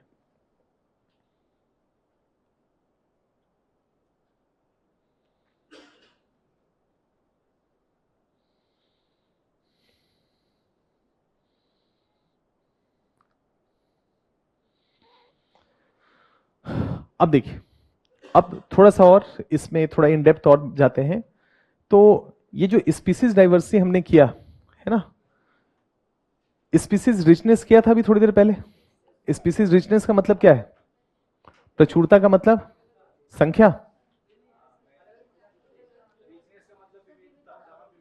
ज्यादा, मतलब ज्यादा से ज्यादा स्पीसीज एक ही जगह पे, उसको हमने कहा रिचनेस। ठीक है? मतलब बहुत प्रकार के जीव जंतु एक ही स्थान पे आपस में रह रहे, पेड़ पौधे, फ्लोरा फौना सब, है ना। विविधता का मतलब होता है पेड़ पौधे दोनों ही, फ्लोरा प्लस फौना, इन सबको मिलाकर के जैव विविधता तय होता है। जो भी जीवित चीजें हैं, उसके अलावा जो भी छोटे छोटे कीट पतंग, कीड़े मकोड़े जो भी होंगे, उन सबको हम इंक्लूड करके जैव विविधता कहते हैं। तो स्पीसीज रिचनेस का मतलब है एक पार्टिकुलर स्थान में कितने सारे जीव जंतु वहां पर निवास कर रहे हैं।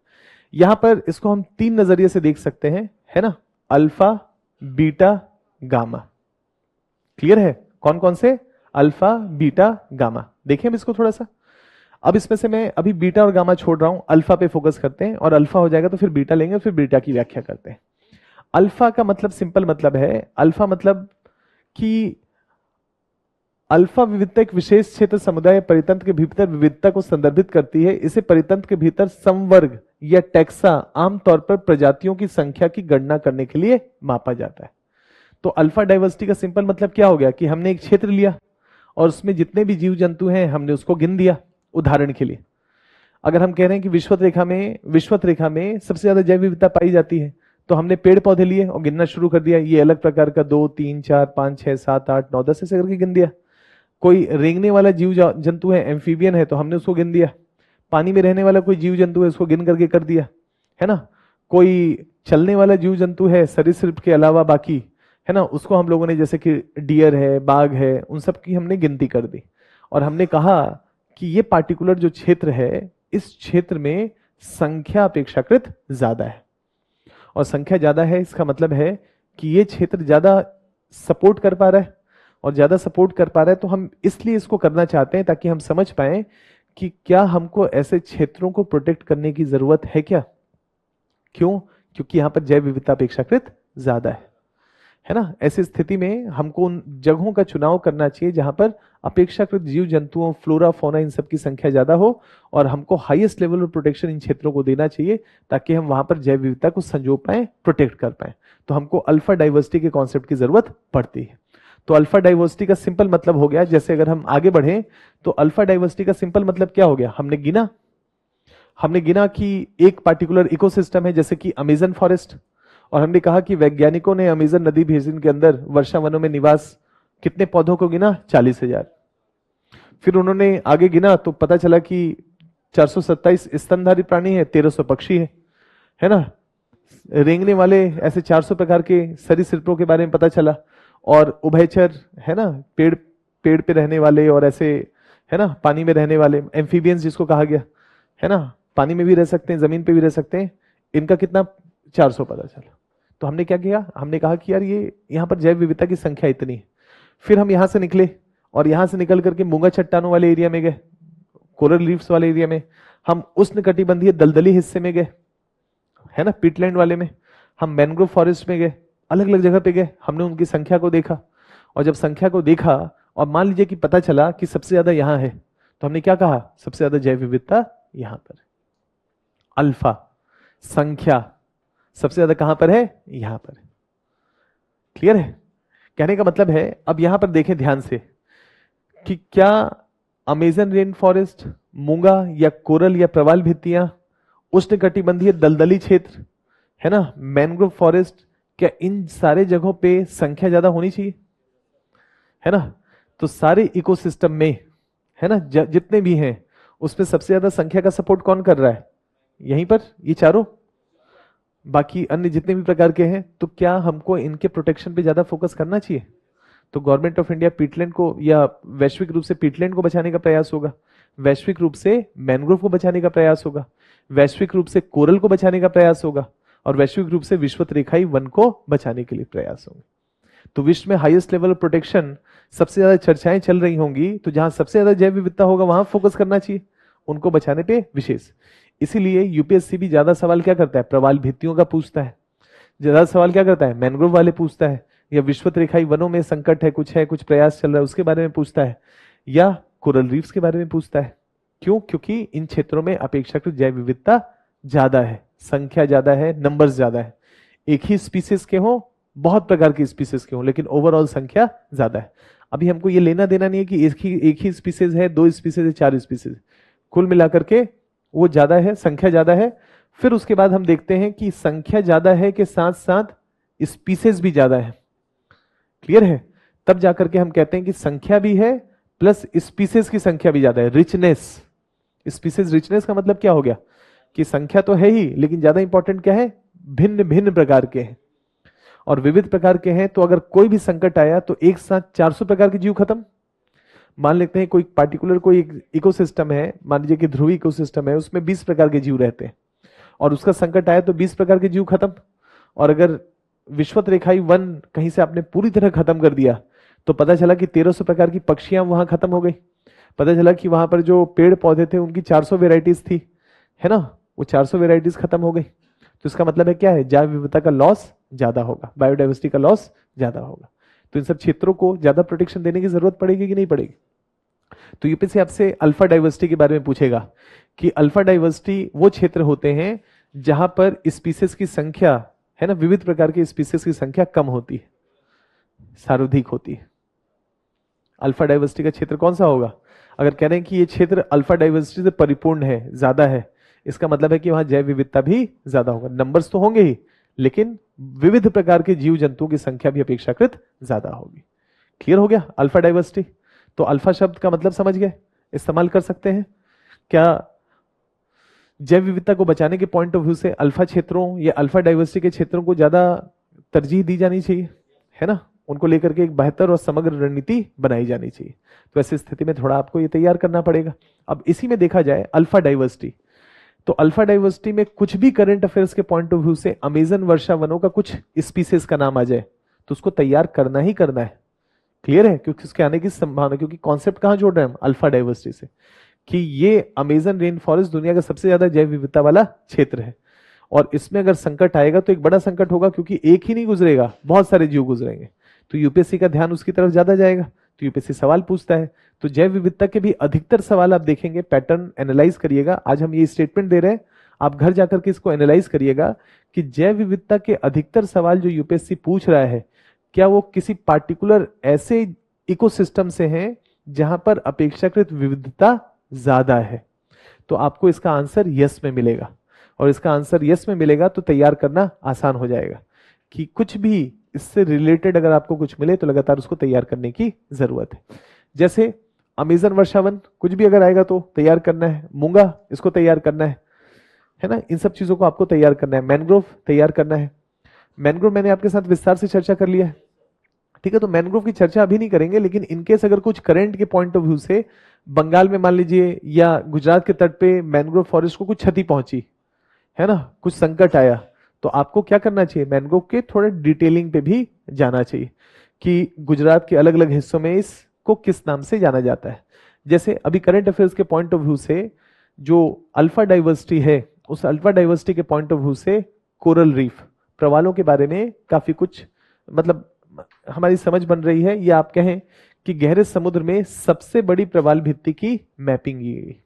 हमने क्या देखा था कि प्रवाल भित्तियां गहरे सागर में मुख्यतः होती हैं, उथले सागर में, लेकिन मैंने साथ में ये भी कहा था ना कि गहरे सागर में भी पाई जाती है, जुजेंथले के बिना पाई जाती है, ये बात कहा था, अगर आपको ध्यान होगा कि याद आ रहा है ना। और जो खारे पानी जो उथले सागर में पाई जाएंगे वो जुजेंथले के साथ पाई जाएंगी, याद आ रहा है ना, उनके लिए भोजन बनता है।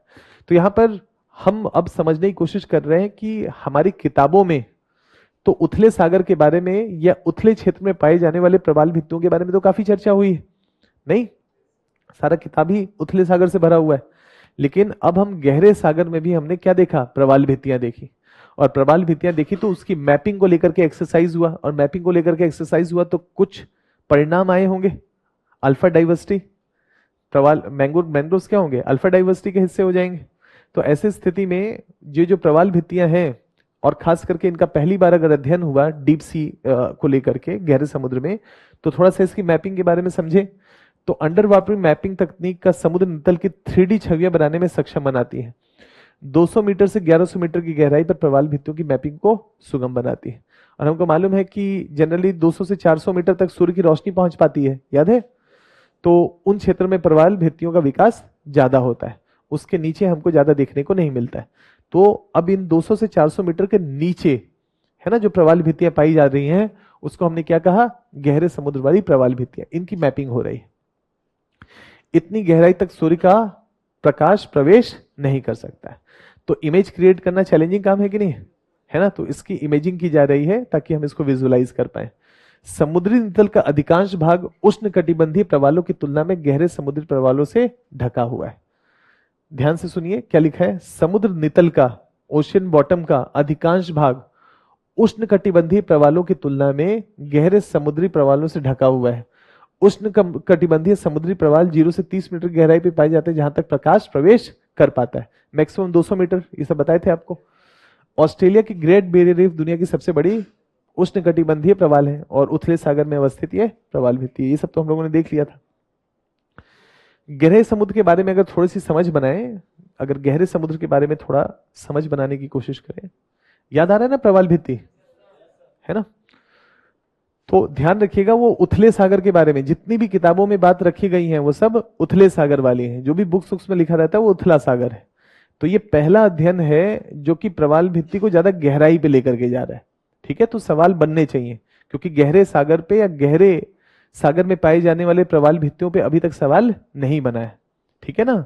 तो ये एक नवीन डेवलपमेंट है, पहली बार हमको 3D इमेज, डिटेलिंग, सब चीजें हमको पता चल रही हैं। तो यहाँ पर अल्फा डाइवर्सिटी का मतलब है मैंग्रोव, सॉरी प्रवाल भित्तियां मैंग्रोव भी है, उथले सागर में ही नहीं पाई जाती है, गहरे सागर में भी मिल सकती है, अपेक्षाकृत, ठीक है। पहला स्टेटमेंट तो यही हो गया। गहरे समुद्र में प्रवाल छोटे जीवों के पर्यावरण हैं जो परस्पर जुड़े हुए अस्थि पंजरों का निर्माण करते हैं। तो हमको मालूम है प्रवाल तो वैसे ही बनते हैं, कॉलोनी बना करके। ये विविध आकृतियों और रंगों में विकसित होते हैं। शार्क, स्वॉर्डफिश, झींगा मछली आदि के लिए परावास प्रदान करते हैं, विविध प्रकार के जीव जंतुओं के लिए करते हैं। प्रवाल अकरेशियो होते हैं, है ना, सिंडीरिया नामक रंग युक्त जीवों के एक बड़े समूह से संबंधित होते हैं, जिसको जूजेंथले कहा गया, है ना, इसको रंग देता है, भोजन बनाता है। प्रवाल भित्तियां सैकड़ों से हजारों छोटे छोटे एकल प्रवालों की कॉलोनी से बनी होती हैं। इन छोटे एकल प्रवालों को पॉलिप कहा जाता है, छोटे छोटे कॉलोनी होते हैं। इन समुद्री जीवों में कैल्शियम कार्बोनेट के कठोर कंकाल बनते हैं, ये भी हम लोगों ने देखा है। भारत में प्रवाल भित्तियां कच्छ की खाड़ी, मन्नार की खाड़ी, इन सब जगहों पे मिलती हैं, है ना, ये देख लिया था। प्रवालों का महत्व क्या है, ये भी हम लोगों ने देखा हुआ था। ये तूफानों, अपरदन, ये सब चीजें कर लिया था ना। प्रवालों के समक्ष खतरे, तेल और गैस की ड्रिलिंग, जो भी पॉल्यूशन है, ये सब चीजें हम लोगों ने देख लिया था। अब यहां पर बस एक लास्ट पॉइंट है, गहरे समुद्र के प्रवालों और उथले जल के प्रवालों के बीच का अंतर, ताकि यूपीएससी इनकेस पूछे, क्योंकि विविधता है, डाइवर्सिटी है, विद इन स्पीसीज डाइवर्सिटी है, एक उथले सागर वाला और एक गहरे सागर वाला, और दोनों ही अल्फा डाइवर्सिटी होंगे। तो मान लेते हैं दोनों अल्फा डाइवर्सिटी हैं, मतलब अपेक्षाकृत विभिन्न प्रकार के जीव जंतुओं की संख्या ज्यादा होगी, तो आप बताएं उथले सागर में जैव विविधता ज्यादा होगी या गहरे सागर में? है ना? तो इसका मतलब है कि उथले सागर की प्रवाल भित्तियां और गहरे सागर की प्रवाल भित्तियां करें तो कर लेंगे। सिंपल सा ही लॉजिक है ना कॉन्सेप्ट। सूर्य की रोशनी ऊर्जा ही नहीं पहुंचेगा तो विविधता ज्यादा कैसे हो सकता है? तो यहां पर वही है, गहरे सागर और उथले सागर में प्रवालों की विविधता कम और यहां ज्यादा। ये तो सिंपल लॉजिक है। सारा मामला क्या है? ऊष्मा का है। ऊपर कम है, नीचे ऊपर ज्यादा है, नीचे अपेक्षाकृत कम है। तो ये तो हम बड़े आराम से, ये तो कॉन्सेप्ट हम बनाते ही चल रहे हैं, तो ये आसान है। भोजन और पोषण ये अच्छे से करना है ना? इसका अंतर, क्योंकि दोनों का तरीका अलग है थोड़ा सा। सतह से प्राप्त होने वाले जैविक पदार्थों या छोटे प्लवकों से प्राप्त पोषण पर निर्भर करते हैं। ठीक है? कहने का मतलब है यहां पर कोई सह संबंध या सिम्बायोटिक रिलेशन की चर्चा नहीं की है। लेकिन जब हम यहां कहते हैं तो प्रकाश संश्लेषक शैवाल पर निर्भर करते हैं। ऐसे सवाल जो फोटोसिंथेसिस कर सकते हैं, जो भोजन बनाएंगे। फोटोसिंथेसिस का मतलब क्या है? भोजन बनाना। भोजन बनाएंगे जो प्रवाल के भीतर पाए जाते हैं और अपने होस्ट को पोषण प्रदान करते हैं, यानी कि ये जो शैवाल या जुजेंथले है ये इनके भीतर रहेगा, भोजन बनाएगा, प्रवालों ने उसको घर दिया और ये इनको भोजन देंगे, मतलब सिम्बायोटिक रिलेशन है। यहां पर भोजन बनाने वाला कोई नहीं है। क्लियर है? इनको स्वयं अपना भोजन बनाना है। और भोजन क्या बनाते हैं? छोटे छोटे पौधों को खाते हैं। क्या लिखा हुआ है यहां पर? जैविक पदार्थ या छोटे छोटे पलवक। क्लियर है? इन पलवकों को ये खाते हैं। जो भी यहाँ पर तैर रहा होता है, नीचे सिंक करता है, उसी से इनका भरण पोषण होता है। ठीक है? तो ध्यान रखिएगा। तो अगर कहे कि जो नीचे पाए जाने वाले जो प्रवाल हैं वो भी सिम्बायोटिक रिलेशनशिप में रहते हैं जुजेंथले के, तो स्टेटमेंट गलत होगा। जुजेंथले गहरे पानी में रहना पसंद नहीं करता है। उसको सूर्य की रोशनी चाहिए ताकि वो फोटोसिंथेसिस और भोजन बना सके। उस गहराई में सूर्य की रोशनी नहीं पहुंच पाती है, इसलिए जुजेंथले वहां पर नहीं रहता है। तो जो भी ऊपर सतह पे फाइटोप्लैंक्टन का ग्रोथ हुआ और वो नीचे की तरफ आ गया, उसी के भरण पोषण से ये अपना जो है इंतजाम कर पाता है। क्लियर है? प्रकाश संश्लेषक शैवाल छोटे एक कोशिकीय पादप होते हैं जिन्हें जुजेंथले के नाम से जाना जाता है। तो यूपीएससी अगर यहां पर जुजेंथले की व्याख्या करे कि इसके द्वारा भोजन बनता है तो स्टेटमेंट गलत हो। स्वपोषी होते हैं, स्वयं अपना भोजन बनाते हैं, तो स्टेटमेंट। स्वपोषी का मतलब पेड़ पौधे नहीं है, लेकिन हाँ जुजेंथले पे निर्भर नहीं रहते, है ना? स्वरूप सफेद रंग के होंगे। जुजेंथले कलर देता है, रंग प्रदान देता है। अब जुजेंथले है ही नहीं तो रंग कहां से आएगा? है ना? जो नीला, पीला, हरा, ऑरेंज अलग अलग जो रंग है वो जुजेंथले से आता है। जुजेंथले के विभिन्न रंग होते हैं और जुजेंथले नीचे रह नहीं सकता है, और जुजेंथले रंग रह नहीं सकता है तो इसको रंग कैसे प्रदान करेगा? तो कैसे होंगे? व्हाइट कलर के होंगे। मतलब जो इनका कलर है कैल्शियम का, जो कैल्शियम का जो उजला रंग होता है, कैल्शियम के स्ट्रक्चर के बने वैसे नजर आते हैं, है ना? ये रंग बिरंगे नजर आएंगे, हरे रंग के, भूरे रंग के, विभिन्न रंग के नजर आएंगे। रीजन क्या है? वो जुजेंथले का रंग है और इस पूरी प्रक्रिया में रंग बिरंगे नजर आएंगे। निर्मित संरचनाएं वृक्ष, पंख, स्तंभ या पंखे आदि के आकार में पाए जाते हैं। मतलब स्ट्रक्चर सीधा खड़ा होगा फिर वैसे, है ना? ये भित्तियां चट्टान जैसी होती है। चट्टान जैसी का मतलब है कि ये महाद्वीपीय शेल्फ है, उसके साथ ये जुड़ गए तो पूरा का पूरा एक चट्टान नजर आता है। ये गहराई पे हैं तो अपना कुछ स्ट्रक्चर बना लेते हैं, पेड़ जैसा स्ट्रक्चर बना लिए, कुछ गुंबद जैसा स्ट्रक्चर बना लिए। ये महाद्वीपीय शेल्फ है तो यहाँ पर कुछ ऐसा स्ट्रक्चर बना लिए, ऐसे कुछ नजर आते हैं।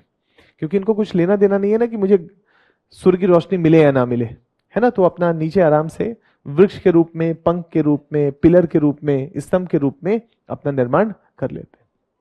ठीक है? तो अब किताबों में रखी हुई सारी बातें गलत होंगी कि प्रवाल भित्तियां केवल जुजेंथले के साथ पाई जाती है, केवल उथले पानी में पाई जाती है, उथले के साथ साथ गहरे पानी में भी पाई जाती है ना? ऐसे कुछ चीजों के बारे में यूपीएससी आपसे जानना चाहेगा, तो थोड़ा सा इस डाइवर्सिटी के बारे में। तो हम कह सकते हैं कि यहाँ स्पीसीज रिचनेस ज्यादा होगा, ऊपर की तुलना में कम होगा, लेकिन होगा ना, है ना? दोनों में तुलनात्मक रूप से देखा जाए तो अपेक्षाकृत कम होगा। और मतलब इस तरीके से यूपीएससी आपसे कुछ सवाल करना चाहेगा। अल्फा डाइवर्सिटी का मतलब क्या है? स्पीसीज रिचनेस अपेक्षाकृत ज्यादा है। तो अगर यूपीएससी ये कहता है कि जो अपेक्षाकृत गहराई में पाए जाने वाले जो प्रवाल हैं वहां स्पीसीज रिचनेस कम होता है, तो स्टेटमेंट गलत होगा। स्पीसीज रिचनेस तो ज्यादा ही होता है, लेकिन हाँ तुलनात्मक रूप से जो उथले प्रवाल हैं उनकी तुलना में कम होता है, लेकिन ओवरऑल स्पीसीज रिचनेस ज्यादा होता है। विभिन्न प्रकार के जीव जंतुओं को सपोर्ट ये कर सकते हैं, क्योंकि घर बन गया ना, नीचे स्ट्रक्चर बन गया, और स्ट्रक्चर बन गया तो छोटी छोटी मछलियों के लिए क्या होगा, छुपने का, रहने का जगह बन जाएगा। फिर इनके शिकार के लिए बड़ी मछली आएंगी, तो उस पूरी प्रक्रिया में जैव विविधता अपेक्षाकृत तुलनात्मक रूप से बढ़ेगा, इनके ना रहने से अपेक्षाकृत कम हो जाएगा। तो अल्फा डाइवर्सिटी को बढ़ाएंगे, मतलब स्पीसीज रिचनेस को बढ़ाने में क्या गहरे प्रवालों की भी भूमिका है, तो स्टेटमेंट ठीक होगा। ठीक है, लेकिन तुलनात्मक रूप से उथले शैवालों की तुलना में कम होगा, यह भी स्टेटमेंट ठीक होगा। ठीक है जी, एक ही है, कई बार जुजेंथले कहा जाता है, कभी कई बार एजुजेंथले कहा जाता है। ठीक है, मतलब दोनों एक ही हैं और सह संबंध में रहते हैं, लेकिन निचले गहरे वाले में जुजेंथले नहीं रहते या एजुजेंथले नहीं रहते। तो कई किताबों में जुजेंथले लिखा होगा, कई किताबों में एजुजेंथले, एक ही मतलब। ठीक है, क्लियर हो गया?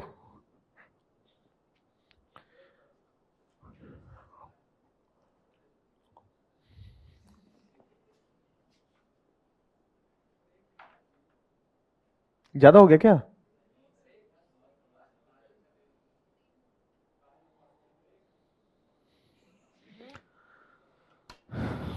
आज इतना ही रहने दीजिए, टाइम नहीं हो गया, थोड़ा ट्रैफिक ज्यादा हो जाएगा। ठीक है, बताए थे ना शुरू में क्लास में, है ना? क्या? हाँ मुझे मालूम है आ गए, तो वो जो शाम को 5 बजे है ना, जैसे ऑफिस छूटता है ना, तो उस समय वो और भी जाम लग जाता है, मतलब बहुत लंबा हो जाता है। तो क्लास का टाइम भाई कुछ 2-3, अगर ये लंबा खिंचता है तो क्लास का 1 से 4 वाला टाइम कुछ शिफ्ट करेंगे इधर उधर, क्योंकि हर दिन 2 घंटे से नहीं होगा। है? नहीं, कोई दूसरा बैच है ना, उसका 1 से 4 होगा ना, है ना? 9 से 12 में कोई इशू नहीं है, 9 से 12 वाला कोई दिक्कत नहीं है। कल 9 से 12 है, ठीक है, कल इसी क्लास को कंटिन्यू करते हैं, और अभी कल इसी की चर्चा जारी रहेगी, और उसके बाद फिर एक इंपॉर्टेंट टॉपिक है संरक्षण, है ना, जैव विविधता का संरक्षण, उसके साथ जोड़ करके आगे भी चर्चा होगी। All the best.